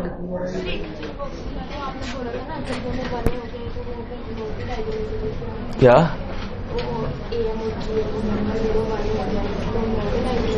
तो क्या होगा? दोनों बना दे तो क्या होगा आप बताओ. तो और क्या होगा? हो जाएगा ना, खत्म. दोनों कौन से सारे अगर 1 हो जाए AM तो सारे GM 1 हो जाएंगे. हमें डायगोनालाइज होगी. डायगोनालाइज होने को क्या चाहिए? 1 थोड़ी चाहिए, इक्वालिटी चाहिए. इक्वालिटी हो गई अपने आप ना, बस. अरे हम तो कुछ ही बोलते थे, ज्यादा दिमाग मत लगाया करो, ठीक है. बीच बीच मतलब की बात भी तो बोलते हैं, ठीक है. देखो,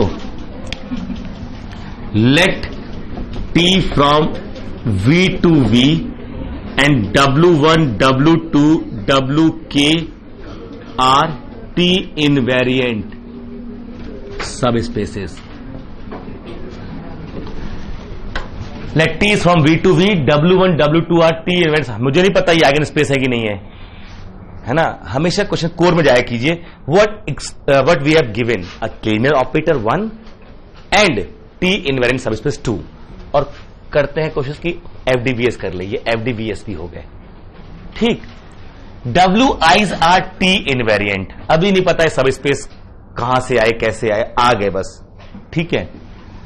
and moreover V is direct sum of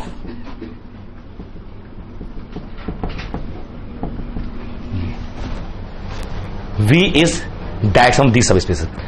If T be a linear operator, on V, and V is direct sum of some k T invariant subspaces. कहां से मिल गए पता नहीं, मिल जाते हैं, है ना. प्रोजेक्शन मिलते हैं दोनों. Now, if then this implies Ti from Wi to Wi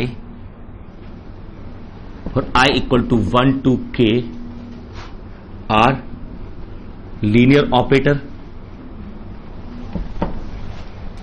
होंगे नहीं होंगे?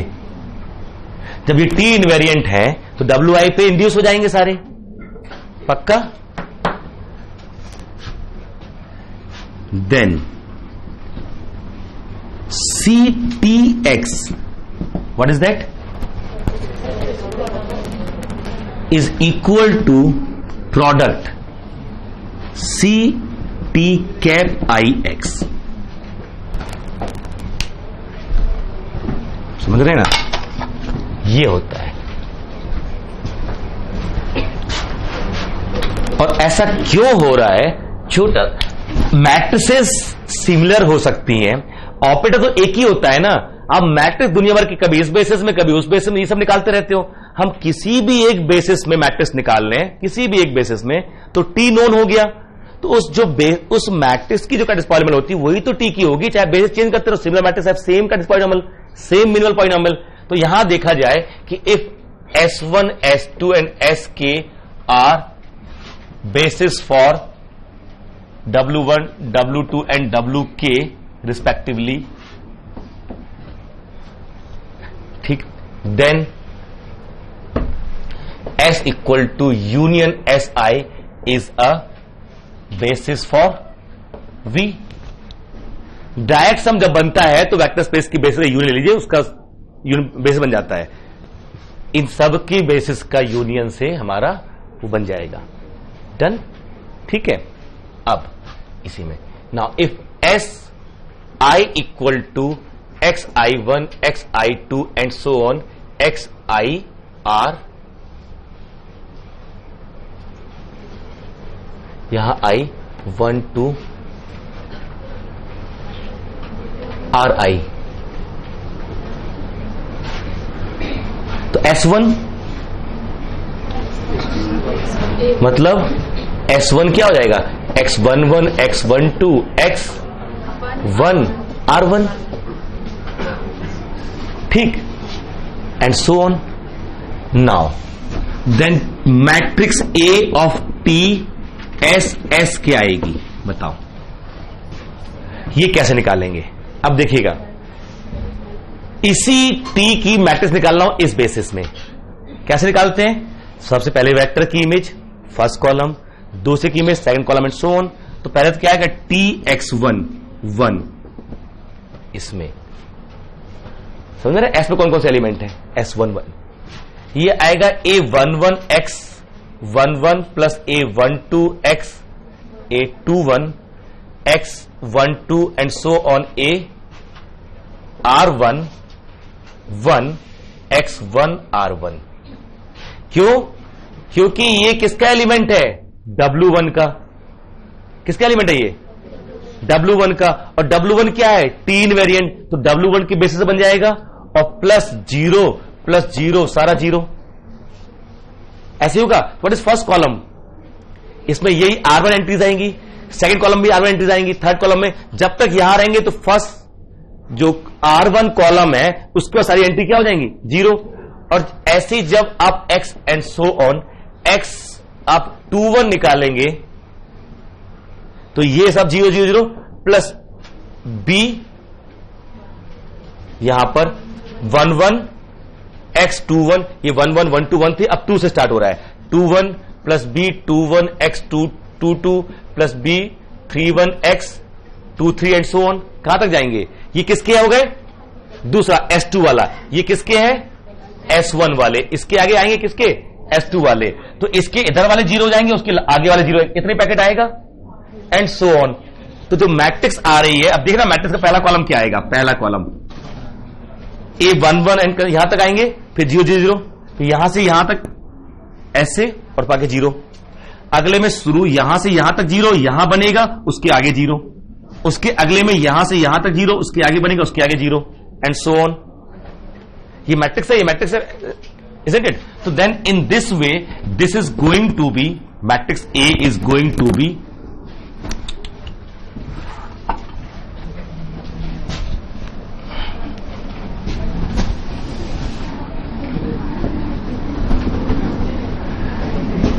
A1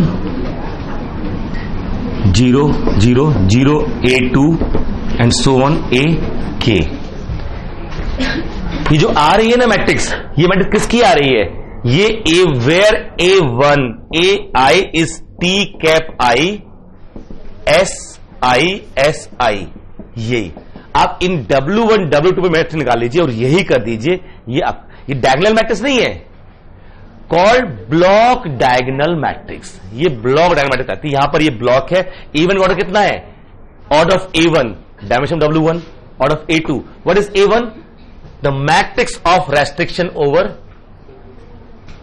W1 matrix. तो ये एक फायदा हुआ, बजाय एज अ होल मैट्रिक्स निकालने के टी इनवेरिएंट सब स्पेस ढूंढना और उनके टर्म्स में आप मैट्रिक्स अलग अलग निकालना। और आपको पता है कि अब जब मैट्रिक्स पॉइंट में निकालूंगा तो XI minus AI A1, XI minus this, XI minus this, और क्या हो जाएगा? इनका प्रोडक्ट। तो ये किसका है? ये CT1 CT2। वही प्रूफ कर दिया मैंने कि अलग अलग निकाल लीजिए और उन पे उसको स्पेस कर दीजिए। डन हो गया। आ रही है बात समझ में ना? हाँ जी।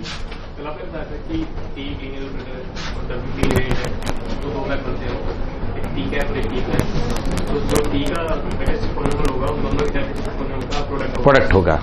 जैसे कि यहाँ पे अगर ये दूसरा है।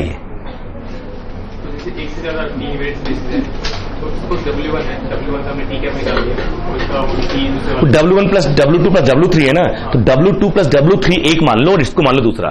इनके पार्ट में लिखो उसको। तो जो सबसे वाली आएगा जो V बाई W1 वो उसमें जो W1 प्लस W2 हाँ उनके प्रोडक्ट के बराबर आएगा। रिलेशन होगा, वही प्रोडक्ट की इक्वल आएगा ना। अगर W ऐसे ही अभी और एक और चीज आ रही है, मतलब दो ही है ना, कॉम्प्लीमेंट ले लिया आपने ना। V equal to W1 plus W2 ये था। तो जो V बाई W1 है that is isomorphic to W2 ना। तो इस पे पॉलिनोमियल और इस पे पॉलिनोमियल का प्रोडक्ट, और ये दोनों तो सेम ही है ना, आइसोमॉर्फिक है, तो इसके प्रोडक्ट के ऊपर और इसके ऊपर दोनों का प्रोडक्ट। वहां क्या लिखा था? If W1 is T invariant subspace of V then that induce operator and T cap is induce operator over W1 and T1 is induced over V by W1, then the linear operated product of these two. वो मैंने अभी कहा कि ये दोनों equal isomorphic है ना, तो इन दोनों में भी कर सकता था मैं, ये तो हम इन दोनों में कर सकते नहीं कर सकते। उसका इस्तेमाल यानी W2 इसको रिप्लेस कर देंगे W2 से, तो अब W1 पे जो आया वो और W2 पे जो आया वो उनके प्रोडक्ट्स कर सकते हो। या तो हमने ये सेपरेटली प्रूफ कर लिया अलग अलग, और इधर से उधर चले आए हम कि VY W1 is isomorphic to the rest, VY W2 is isomorphic to the rest using isomorphic second theorem. W1 plus W2 over W1 is isomorphic to W2 over intersection. उसका इस्तेमाल, इंटरसेक्शन हमेशा ट्रिवियल आ रहा है तो उसका इस्तेमाल करके वो दिखा सकते हैं सारे। तो ये प्रोसेस है। जब तक हमको नहीं पता था कि हम डायग्नोसिस कुछ जानते भी हैं मैट्रिक्स के बारे में, भूल जाओ थोड़ी देर के लिए कि we know something about eigen values, eigen vector etcetera. पुरानी बात है, बहुत दिन पहले जब अपन लोग मिले थे, जब eigen values eigen vector start नहीं हुआ था, उससे पहले हम लोग बात करते लीनियर ऑपरेटर, उटपटांग ऑपरेटर यहां से वहां ढूंढते रहते थे कि ये बना दो वो बना दो। उन लीनियर ऑपरेटर्स में हम लोग फिर मैट्रिक्स पे चले गए कि बजाय लीनियर ऑपरेटर में चर्चा करने क्यों ना मैट्रिक्स बनाई जाए, और जब किसी की इमेज निकालनी हो तो उसके कोऑर्डिनेट पे मैट्रिक्स को ऑपरेट कर देंगे, रिजल्ट क्या आएगा, कोऑर्डिनेट आ जाएगा। ये किया था ना, दैट वाज द टास्क। वहां दिक्कत ये आ रही थी कि यार इतनी बड़ी मैट्रिक्स बनाए कैसे, और भी कुछ एनालाइज करना होता था। तो फिर आगे बढ़ने से पहले, मैट्रिक्स बनाने से पहले एक काम करते हैं, सब स्पेसेस तो है ही, कौन कौन से सब स्पेसेस ऐसे हैं जो टी इनवेरिएंट हैं। बजाय सीधे मैट्रिक्स ढूंढने के हम वो सब स्पेस ढूंढना शुरू कर रहे थे जो इस लीनियर ऑपरेटर में इनवेरिएंट है। ठीक है, वो ढूंढने शुरू किए, कुछ मिले, फिर देखा इनमें से कौन से जो डायरेक्ट सम बना रहे हैं, वो ढूंढे। जैसे ही वो मिल गए जो टी इनवेरिएंट डायरेक्ट सम बनाए, तो मेरे पास उसी ट्रांसफॉर्मेशन की एक मैट्रिक्स निकालने का नया तरीका आ गया, ऐसे जो कि ब्लॉक डायगोनल मैट्रिक्स है। डायगोनल मैट्रिक्स नहीं आई, ब्लॉक डायगोनल मैट्रिक्स आ गई। हर एक कौन सा है ये, जो मान लीजिए 20 क्रॉस 20 थी, हो सकता है ये 4 क्रॉस 4 4 क्रॉस 4 इस तरह से आ जाए। अदरवाइज वो 20 या 10 क्रॉस 10 मैट्रिक्स की भी अगर आप रैंडम बना लेते तो बड़ा मुश्किल होता। जो कैटेगरी पार्ट में लाता डिग्री 10 का आता, कौन करता फैक्टराइज उसको बैठ के। अपने आप में अलजेब्रा में फैक्टराइजेशन बड़ा काम है, irreducibility of polynomial is a big task. तो ये जो सर्च शुरू से चल रही थी उससे ऑटोमेटिक मालूम चल गया, अगर वो 10 क्रॉस 10 भी है, मुझे 4 सब स्पेस मिल भी गए, एक 2 का, एक 2 का, एक 2 का और एक 4 का, है ना, तो मैक्सिमम डिग्री 4 है जो हैंडल करना पड़ा हमको। हो सकता है वो भी ना करना पड़ता, हमको 5 मिलते 2 2 के ही, तो ax square plus bs plus c solve करना बड़ा आसान है। इसका भी डिग्री 2 का बनता है, इसका भी डिग्री, तो ऑलरेडी आपने डिग्री 10 वाले को फैक्टराइज करके रखा हुआ डिग्री 2 में। अब आपको मालूम है कि आइगन वैल्यूज ढूंढने के लिए इन्हीं के रूट निकालने हैं, और बी स्क्वायर माइनस 4ac जिसमें लेस देन 0, किसी एक में लेस देन 0 आ गया, बात वही खत्म कि now it can not be diagonalized because it is not. अगर फील्ड रियल की है तो, कॉम्प्लेक्स की है तो पक्का रूट मिल जाएंगे। हमें रूट ही मिल रहा है सारे सारे, माइनस बी प्लस 40.2 है, सब में रामबाण लगा दिया, सारे आगे पांचों, 5 ही तो पेयर मेरे पास है, तो आसान हो गया इस तरह से निकालना, इजंट इट। तो ये छोटे छोटे मैट्रिक्स में हम लोग हैंडल कर पा रहे हैं। अच्छा, बात ये अच्छी हो सकती थी अगर ये A1 A2 AK सारे स्केलर मैट्रिक्स आ जाए तो मेरी मैट्रिक्स डायगोनलाइज आएगी। थोड़ा लालच का थोड़ी अंत है, यहां तक पहुंच गए, फिर और दुआ चलो इसको अगर स्केल होती कितना अच्छा होता ना, फिर कुछ नहीं करना पड़ता, x minus alpha to the power r ही बनता हमारा। अब स्केलर आएगी ही नहीं आएगी, तो फिर ऐसे ढूंढे जाए कि जहां स्केलर आए। स्केलर नहीं आने की वजह ये थी, अगर W उसके बाद थोड़ा सा बड़े हुए आइगन वैल्यू आइगन वेक्टर वाले जैसे सीखा कुछ, वहां आए तो वहां 2 चीजें मिली, आइगन वैल्यू कोई चीज होती है, आइगन वेक्टर कुछ दूसरी चीज होती है, और उनको मिला के बनता है एक आइगन स्पेस। और आइगन स्पेस टी इनवेरिएंट होता है, और 2 डिस्टिंक्ट आइगन स्पेसेस के बीच में सिवाय 0 कुछ कॉमन होता नहीं है। ये सारे सिम्टम दिखाई दिए हमारे इन्हीं सब चीजों के। अच्छा, ये जो पहले करते थे, हमें जहां भी डायरेक्ट सम मिलता हुआ दिखता है और टी इनवेरिएंट, तो मेरे पास ये बनता है। तो जब इधर आए तो वो जो W1 W2 WK थे वो आइगन स्पेस का रोल प्ले करने वाले हैं। अब अगर आइगन स्पेस मिल जाए हमको तो वो तो यही बना लेंगे, क्योंकि वो भी टी इनवेरिएंट होते हैं और कॉमन कुछ नहीं होता, बट इतना भर है कि डायरेक्ट सम बन जाए। अगर डायरेक्ट सम बन गया तो ये दूसरा, ये सारे ये भी मालूम है हमको, जो W1 W2 जो ये सारे हैं जितने भी हैं, इनके ऊपर जब इंड्यूस हो रहा है तो पक्का स्केलर ही दे रहा है। जिसके ऊपर भी इंड्यूस करोगे देगा तो स्केलर, बशर्ते उतने हो। जितने में लग गया उतना दी बात हो गई। बट जैसे W1 आइगन स्पेस है तो W1 पे अगर इंड्यूस करोगे तो यहां पर क्या आएगा, A11 λ1 x11 ही तो आएगा, बाकी सारे जीरो हो जाएंगे। दूसरा भी λ1 x2 आएगा, तो ये तो डायगोनल पे लैम्डा ही आएंगे, सारे दूसरे आएंगे। तो यहां से लग रहा है अच्छा अगर हम आइगन स्पेस यूज करें तो जो ब्लॉक डायगोनल आएंगे वो क्या आएंगे, वो मेरे डायगोनल मैट्रिक्स स्केलर मैट्रिक्स आएंगी। सारे ब्लॉक मेरे क्या आएंगे, स्केलर आएंगे। तो अब स्केलर चूंकि यहां से बदल गया इसलिए ये पूरी डायगोनल बनी, बट हर ब्लॉक एक स्केलर मैट्रिक्स बना है। ये एक स्केलर मैट्रिक्स, ये एक स्केलर मैट्रिक्स एंड ये सोन, ये स्केलर मैट्रिक्स बनी। कंफर्म। फिर ये देखा गया ये तो तभी पॉसिबल है ना जब V इनके डायरेक्ट सम से बन जाए। अगर नहीं बना तो फिर तो हम लिख ही नहीं पाएंगे मैट्रिक्स, कुछ तो छूट ही जाएगा ना। कितना का डायरेक्ट सम बनेगा, जितने में उतने में कर सकते थे, बट हर एक में तो हमें तो पूरा V पे चाहिए ना। तो ये मुश्किल आ गई कि अब क्या करें। अब यहां डिफिकल्टी शुरू हो गई। तो फिर वहां पर दो अलग टर्म कॉइन किए गए। एक टर्म है जनरलाइज्ड आइगन वेक्टर के आइगन स्पेस, और एक है प्राइमरी डिकम्पोजिशन। प्राइमरी डिकम्पोजिशन आपने देखा कि जो मेरा मिनिमल पॉलिनॉमियल होता है अगर वो लीनियर फैक्टर्स में स्प्लिट हो जाता है नॉन रिपीटेड, ये नेसेसरी सफिशिएंट कंडीशन है डायलेशन की, बिना उसके डायगोनलाइज नहीं होगा। तो मैंने जो स्टेप मैंने कहा ना बीच में एक स्टेप स्किप किया जब आपको प्रोसेस में कि जहां हमने गामा अल्फा लैम्डा आई और अल्फा लैम्डा आई की इक्वालिटी की बात की और वहीं से आगे बढ़ गए। अगर इधर नहीं जाते मिनिमल पॉइंट पे आप निकालिए, पहले स्टेप में CHX निकाला, फिर MX निकालिए, ऑपरेट कर करके जैसे भी निकालना है MX निकालिए। If it splits into non repeated linear factors then you can diagonalize it. If not, claim it cannot be diagonalized. ये भी वहां था। कंफर्म। अगर डायगोनलाइज होनी है तो मिनिमल पॉलिनॉमियल मिल जाएगा आपको।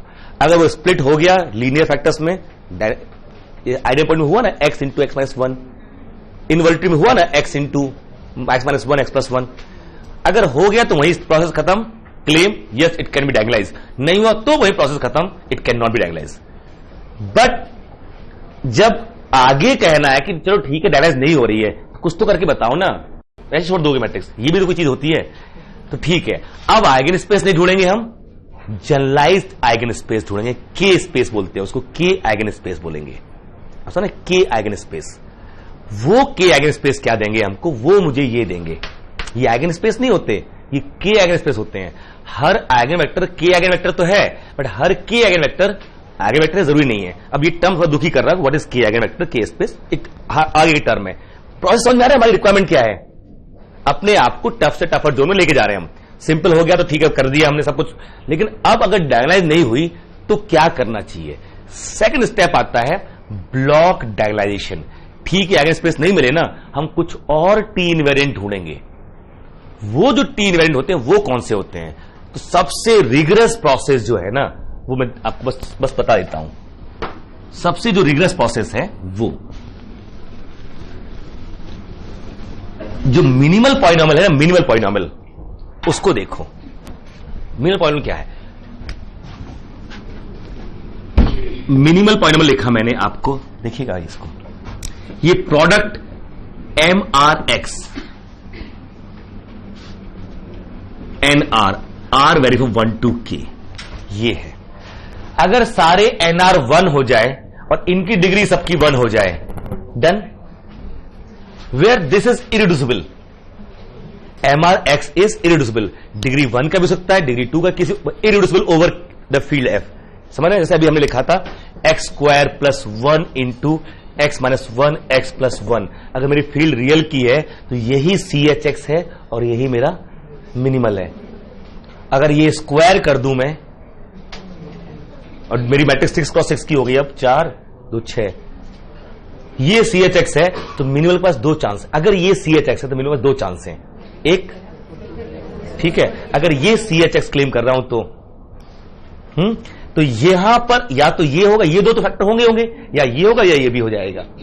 तो यहां पर M1X ये है, M12 M2 ये है, M3 ये है, हो सकता है। तो ये थोड़ा सा रिग्रेस प्रोसेस है, गंदा प्रोसेस भी माना जाता है, बट इसको बोलते हैं the most rigorous process of expressing a matrix as block diagonal matrix. Block diagonal चाहिए क्या हमको? टी एलिमेंट सब स्पेस चाहिए हमको, वही प्रोसेस तो वही आएगा सारा, बट वो लाएंगे कहां से? तो उसका एक नया मेथड ढूंढा गया, इसको बोलते हैं प्राइमरी डिकम्पोजिशन थ्योरम। क्या करते हैं, ये लिखा मिनिमल पॉलीनोमियल उसका, फिर उसके बाद हाँ जी हाँ जो टी है, नहीं टी मेरा V2V था, इसका ये MT निकाला, कुछ तो आएगा।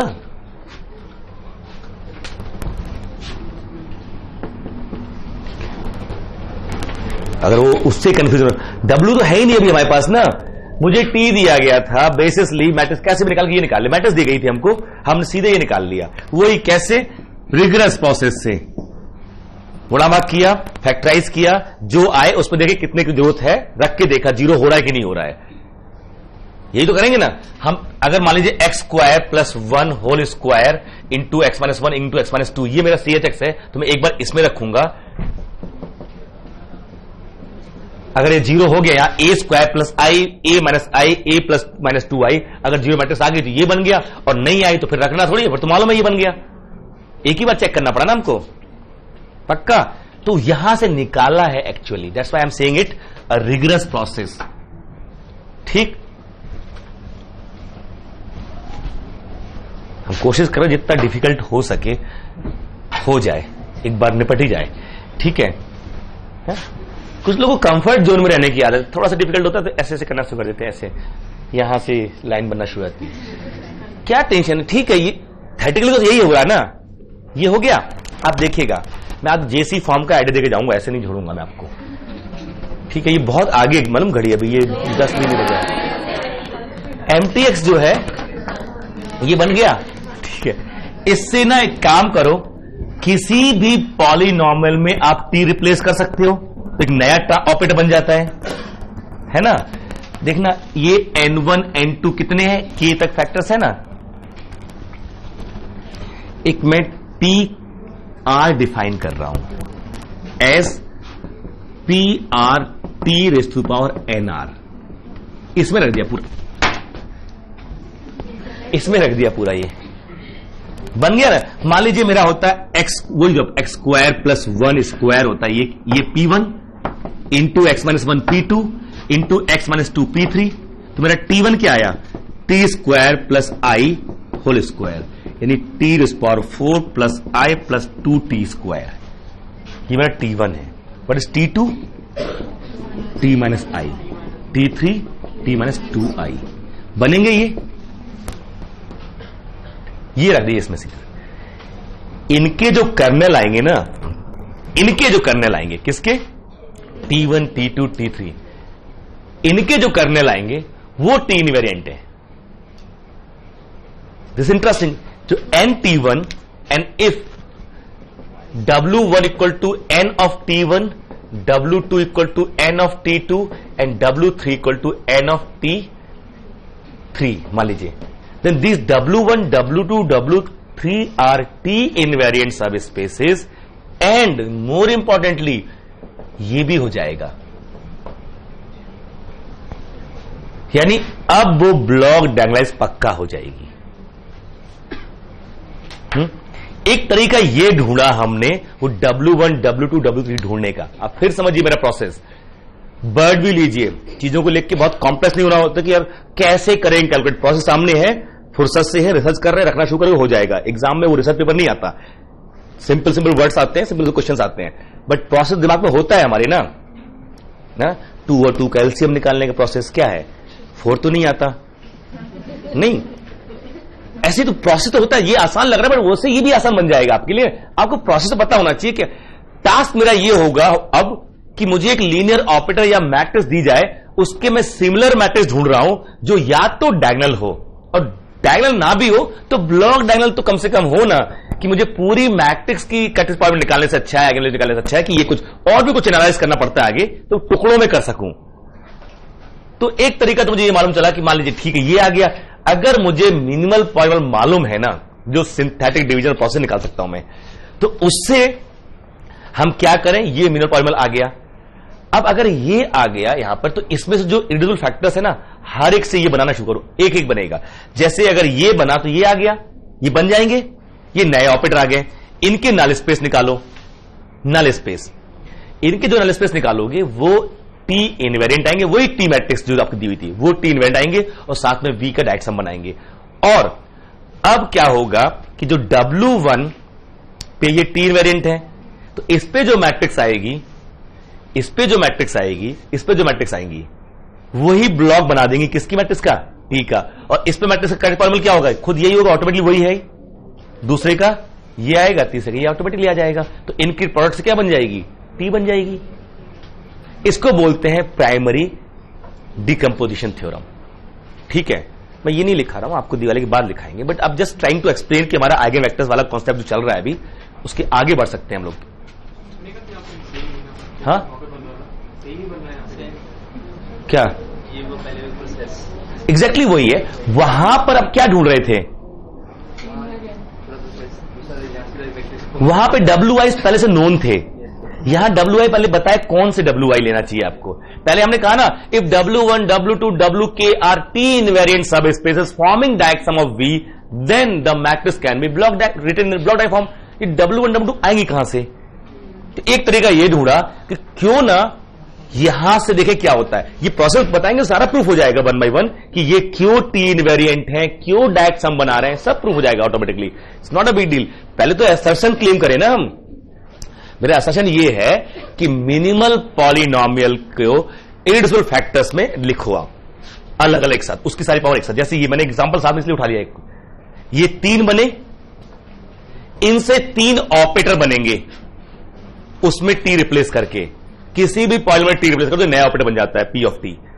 These 3 operators on same V to V, they will give sub null space, range space.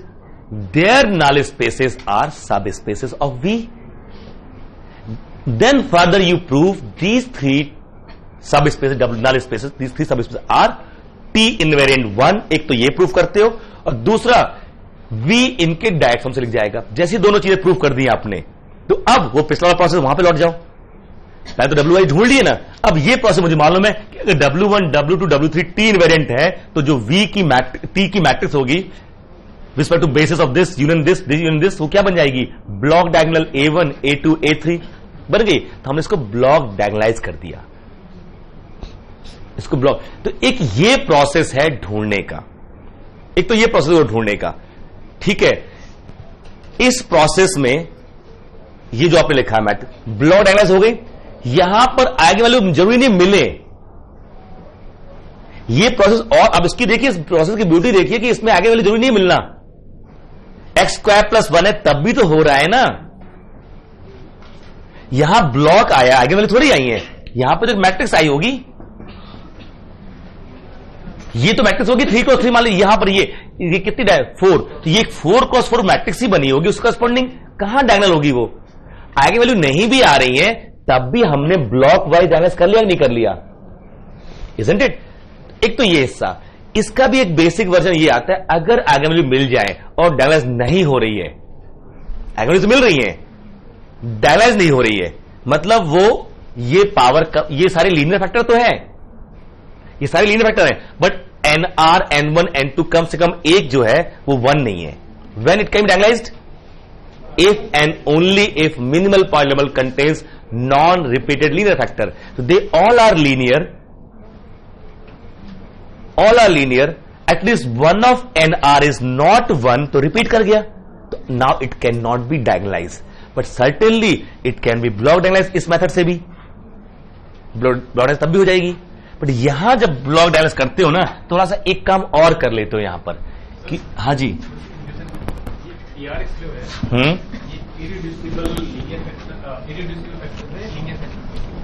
Irreducible से, हाँ ना,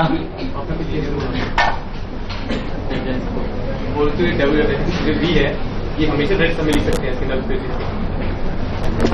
मैंने लीनियर तो नहीं बोला था, किसी रेफरेंस से बोला है, ब्लॉक डायगोनल मैं बार बार बोल रहा हूं इरिड्यूसिबल। हो जाए ब्लॉक डायगोनल में क्या अरे कुछ भी, ये 2x2, ये 1 जब डायगोनल होती है तो सारे ब्लॉक 1x1 के होते हैं। Block diagonal need not to be diagonal, diagonal matrix is always block diagonal, वहां पर ब्लॉक 1x1 के हो जाते हैं।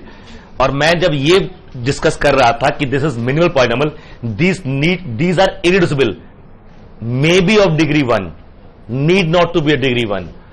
एग्जाम्पल दिस, तो मैं कैसे बोलूंगा डिग्री 1 के ये सारे? पक्का नहीं बोला होगा, कुछ और रेफरेंस रहा होगा।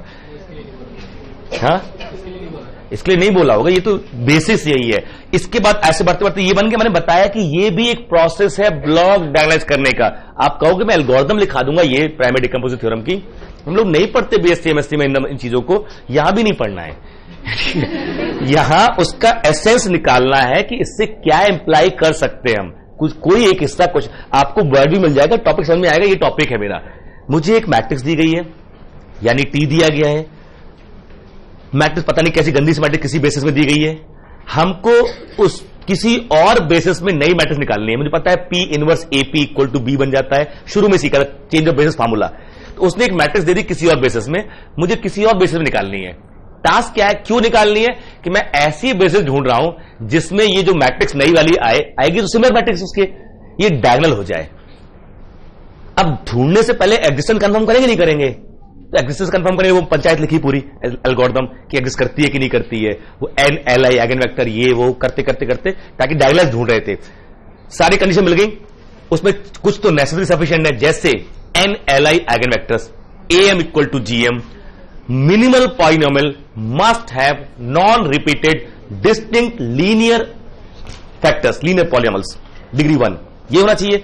इनमें से एक भी निगेट हुआ, मेरा मामला वही खत्म, मेरा टास्क खत्म कि वी कैन डायगोनलाइज। नो, अब हम ऐसी भी नहीं ढूंढेंगे, ढूंढने का मतलब ही नहीं बनता जब कोई नहीं है तो, है ना, कि जिसमें पी इनवर्स एपी डायगोनल बन जाए। अब तो नहीं मिलेगी ना, बट फिर भी काश ब्लॉक डायगोनल बन जाए। अब ब्लॉक डायगोनल के लिए मैंने पहला प्रोसेस बताया आपको, तो क्या करो, ऐसे टी इनवेरिएंट सब स्पेसेस ढूंढ लो जो V का डायरेक्ट सम बनाते हो। उसने A दिया हुआ है, T दिया हुआ है, इस A या T के रेफरेंस में ऐसे T इनवेरिएंट सब स्पेसेस ढूंढ लो जो V का डायरेक्ट सम बनाए। इससे क्या होगा, इन T इनवेरिएंट सब स्पेसेस पे वो T नए नए लीनियर ऑपरेटर इंड्यूस कर देगा। इन सब पे अलग अलग निकालो मैट्रिक्स और वो सजा दो, तो वो अपने आप में ब्लॉक डायगोनल बन गई। अगर ये मिल गया कहीं से आपको V equal to summation WI vary from 1 to K, where T of WI is contained WI। किसी T के रिस्पेक्ट में ये WIs मिल गए जो T इनवेरिएंट है, डायरेक्ट सम फॉर्म कर रहे हैं, तो आप TI कैप बना सकते हो WI to WI, और इनकी किसी भी बेसिस में बना लीजिए मैट्रिक्स। तो जो AI अगर आप बना पा रहे हो और पक्का बना पाओगे SI SI, ये तो जो T आएगा S एक नई मैट्रिक्स B आएगी। ये तो T उसने दे रखी थी, वो A दे रखा था उसने, A T similar to A, और ये S क्या है, इनकी बेसिस का यूनियन। ये जो आएगा वो पक्का A1 A2 AK, ये आ जाएगा। Task over, accomplished. मेथड दे दिया मैंने कि ऐसे करो। अब क्वेश्चन खुद पूछा, WI कहां से आएंगे? कोई तरीका होता WI ढूंढने का, तो चलो ठीक है WI ढूंढते हैं। उसने ये A दिया होगा, इसका कार्टेशियन पॉलिनोमियल निकालेंगे, निकल आया, और वो पक्का अपनी पे आ जाएगा, तो कोई मल्टीप्लाई करना निकल ही आएगा वो, ठीक है। फिर फैक्टराइजेशन की बात करेंगे, अगर वो फील्ड मेरी अलजेब्रिकली क्लोज्ड है तो पक्का फैक्टराइज हो जाएगा, वो फैक्टराइज कर दिया। नहीं है तो ठीक है, अगर वो रिड्यूस हुआ तो रिड्यूस, नहीं तो वो खुद ही रहेगा। जितना रिड्यूस होता है उतना रिड्यूस करेंगे, तो फिर मैं जाएंगे अलजेब्रा में, whether it can be reducible और not over that. If yes then what are the factor. Degree 5 का है, कितने ब्रेक हो, 2.5 में ब्रेक कर देंगे उसको, नहीं 2 और 3 में ब्रेक करेंगे, है ना, 1 और 4 में ब्रेक करेंगे, जैसे जैसे ब्रेक हो जाए। फैक्टराइज कर दिया तो उससे मुझे मिनिमल पॉलिनोमियल का आइडिया मिल जाएगा। मुझे आइडिया है कि मिनिमल पॉलिनोमियल में CX का हर इरिड्यूसिबल फैक्टर जरूर आता है। आएगा तो अब कितनी पावर से आता है वो चेक करना पड़ेगा रख के, क्योंकि वो एनिलेट करता है मैट्रिक्स को, तो रख के चेक करेंगे। अगर 0 हो गया तो वही, नहीं हुआ तो उसके ऊपर वाला। तो ये मिल गया मुझे। जब ये मिल गया तो इसमें हर फैक्टर में ऐसे रख रख के T हम अलग अलग ऑपरेट ढूंढेंगे। ये जो नए ऑपरेटर आए, ये मेरा यही वाला काम कर रहे हैं एक्चुअली। यहां भी यही करना पड़ा था मुझे, इन ऑपरेटर्स के नल स्पेस निकाले, मुझे सब स्पेस मिल गए। फिर आगे मैं ये प्रूफ कर पाता हूं कि ये जो सब स्पेसेस आए हैं ये फिर से टी इनवेरिएंट है और डायरेक्ट सम भी बना रहे हैं। तो अब इनके रिस्पेक्ट में करेंगे तो मुझे फिर से एक ब्लॉक डायगोनल मैट्रिक्स मिल जाएगी पक्का। जो जो टर्म यहां पे पावर 1 होंगे और जिस जिसमें ये लीनियर होगा उसके करस्पॉन्डिंग हमको स्केलर मैट्रिक्स मिलेगी, बट जिसमें नहीं होगा वहां स्केलर मैट्रिक्स पक्का नहीं मिलेगी। तो दैट यू विल गेट, इसी से वो प्रूफ हुआ ना कि वाई मिनिमल, इसमें तो कहीं नहीं लिखा ना, हम सीधे यही से स्टार्ट करते। तो मिनिमल की डिग्री 1 क्यों होनी चाहिए? जिसमें ये NR 1 होगा और ये यहां पर डिग्री 1 का होगा, उसके करस्पॉन्डिंग जो W1 आएगी ना, ये जो मैट्रिक्स आएगी ये डायगोनल मैट्रिक्स आएगी और स्केलर मैट्रिक्स भी आएगी। तो ये जो A1 A2 उतने स्केलर हो जाएंगे। अच्छा सारे डिस्टिंक्ट होते तो पूरी क्या जाती है? तो 1 क्रॉस 1 1 क्रॉस 1, क्योंकि डायमेंशन तो वही 1 एक ही आ रहा है, तो 1 तो पूरे क्या बन जाते? डायगोनलाइज। तो वही तो आपने वहां से कहा डायगोनलाइज होगी। हो ना हो हमारे लिए इंपॉर्टेंट, हम ये ढूंढ लें, ये मिल गया तो यहां से डायगोनलाइज भी होगी अगर होना होगा तो, नहीं तो ब्लॉक डायगोनलाइज होगी। तो this is the global process by which either we diagonalize और block diagonalize, but this is again a tedious job. ये चाहे वो फैक्टराइज हो या ना हो, सब में बन जाता है। ये तो जो कहेगा बिल्कुल वैसे लिख लेंगे। और इसके लिए अलजेब्रा का वो जो लास्ट टॉपिक है, irreducibility of polynomial over any field FX, उसके सारे कंसेप्ट यूज होते हैं। आपको एक पॉलिनोमियल दिया जाए, क्वेश्चन आता है आपके एग्जाम में, अपने आप में पूरा क्वेश्चन होता है इतना सा, weather it can be reduce और नॉट। 4 ऑप्शन होते हैं, इसमें कौन सा रिड्यूसिबल है कि नहीं है, और वो कॉन्सेप्ट यहां पर छोटा सा कॉन्सेप्ट यूज हो रहा है।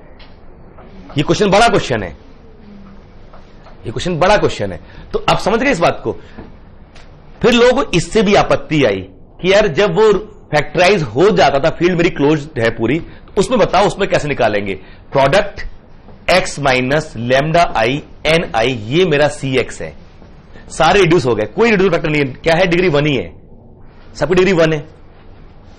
इस केस में कोई आइडिया है आपके पास? इस केस में क्या करो? तो यहां और सिखाया गया, यहां एक टर्म ढूंढा गया, K eigen space, K eigen space, 1 eigen space, 2 eigen space, 3 eigen space. वो कैसे बनाते हैं?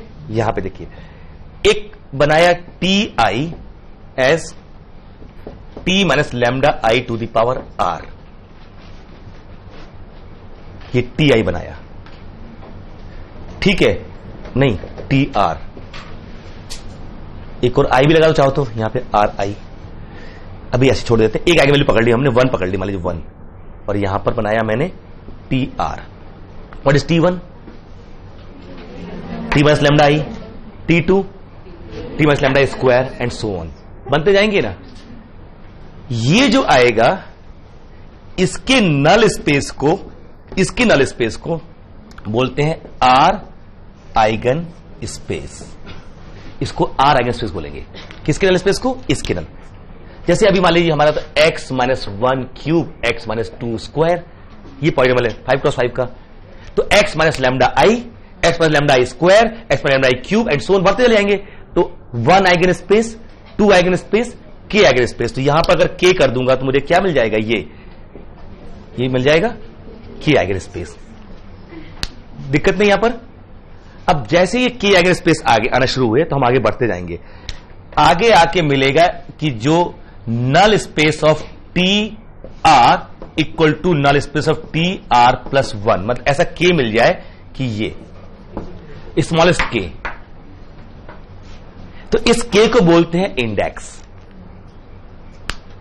K को बोलते हैं इंडेक्स। क्वेश्चन समझ में आ रहा है ना?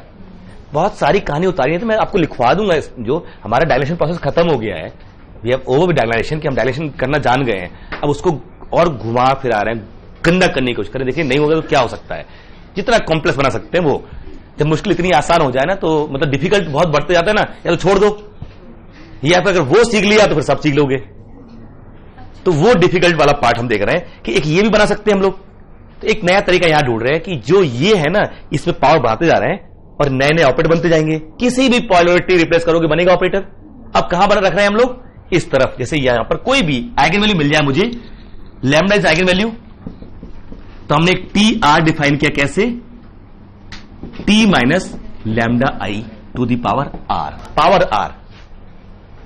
इसको बोलेंगे आर आइगन, इसके नल स्पेस को आर आइगन स्पेस।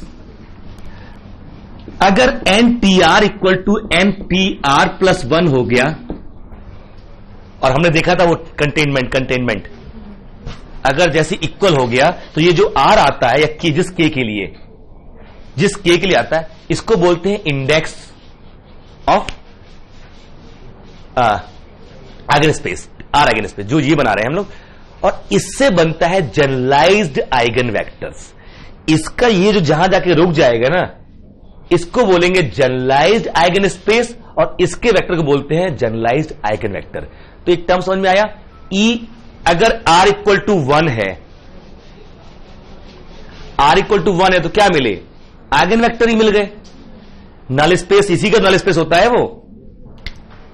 अगर लैम्डा आइगन वैल्यू है तो a minus lambda I x equal to 0, इसी के तो नल स्पेस ढूंढते हो आइगन वेक्टर, बट स्क्वायर कर दिया, क्यूब कर दिया, अलग कर दिया, तो ये के आइगन वेक्टर बन रहे हैं, आर आइगन वेक्टर बन रहे हैं, आर आइगन स्पेस बन रहे हैं। जैसे इंडेक्स आ जाएगा तो टर्म आता है कौन सा, जनरलाइज्ड आइगन वेक्टर।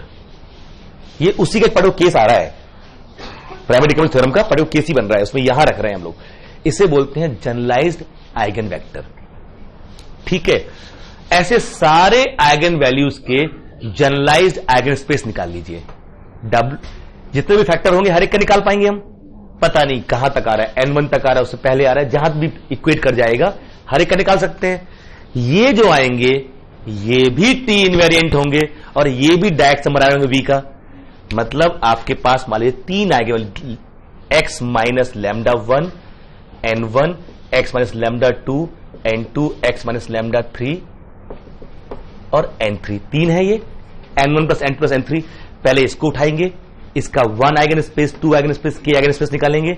जैसे ये इक्वालिटी आ जाएगी, मुझे क्या मिल जाएगा, जनरलाइज्ड आइगन स्पेस मिल जाएगा। उसको नाम दो W1, दूसरे नाम दो W2, तीसरे नाम दो W3। ये जो मिलेंगे W1, W2, W3, ये टी इनवेरिएंट होंगे, डायरेक्ट सम बना रहे होंगे। अब इनमें जब बनाओगे, वैसे सब इसमें बनाओगे आप, तो फिर से ब्लॉक डायगोनलाइज हो जाएगी, पक्का, ये फिर से ब्लॉक डायगोनलाइज हो जाएगी। और ये जो ब्लॉक डायगोनलाइज हो रही होगी ना, इनमें जो ब्लॉक्स आ रहे हैं मैट्रिक्स, ये बड़ी सुंदर मैट्रिक्स है, सारी अपर ट्रायंगुलर है। और अपर ट्रायंगुलर भी नहीं, बाय डायगोनल बनेंगी केवल। इसके जो थ्रू आती है ना, इसमें जो आएगी, ये तो सब लैम्डा 1 डायगोनल पे लैम्डा 1 ही आएगा सब में, और यहां 1 1 1 1। ऐसे इसमें दूसरे में लैम्डा 2 आएगा, और 1 1 1 1।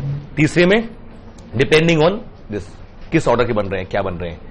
तो ये जो आए हमारे पास, ये स्पेशल ब्लॉक्स आ गए। प्राइमरी डिकम्पोजिशन थ्योरम का एक स्पेशल केस है ये। जब इस तरह से आप डायगोनलाइज करते हो, ब्लॉक डायगोनलाइज करते हो ना, ये जो ब्लॉक आ रहे होते हैं, हमेशा ऐसी मैट्रिक्स बेसिस मिल जाती है जहां पे ये बन हो जाता है, हमेशा ऐसी बेसिस मिल ही जाएगी। हमारे ऊपर है ना, W1 की बेसिस ढूंढनी है, तो ये तो डायगोनल सेम ही आएगा, यहां वो मिल जाते हैं। जब इस तरह से ब्लॉक डायगोनलाइज करते हो ना, तो यू से it is JC form, Jordan canonical form. मैंने कहा था जब मैं तो इंट्रोड्यूस करूंगा, इसे आप JC फॉर्म बोलते हो, और इनको जॉर्डन ब्लॉक्स बोलते हो। आगे आपको रूल ढूंढे होंगे कितने ब्लॉक्स होंगे, इतना गुणा भाग नहीं करना पड़ता। I just try to give you bird view.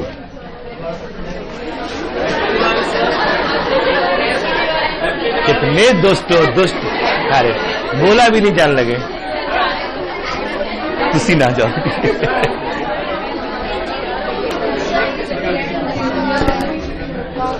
ये करते जाएंगे, कंटेन करने अपन सीखेंगे। टैबलेट करेगा प्रोसेस ना, हाँ, वी आएगा ना, इंडेक्स वी निकालेंगे, वो इंडेक्स। ये एल्गोरिथम दिया, ये रिसर्च में होता है, हम लोग फुर्सत से बैठे करें सब कर लेंगे। एग्जाम में जो हिस्सा आएगा वो डिस्कस करेंगे, एग्जाम में कौन सा हिस्सा आएगा, ऐसा आता नहीं है, बट मेरा काम है समझाना भी। तो समझ में आया कुछ JC फॉर्म, ठीक है, ठीक है।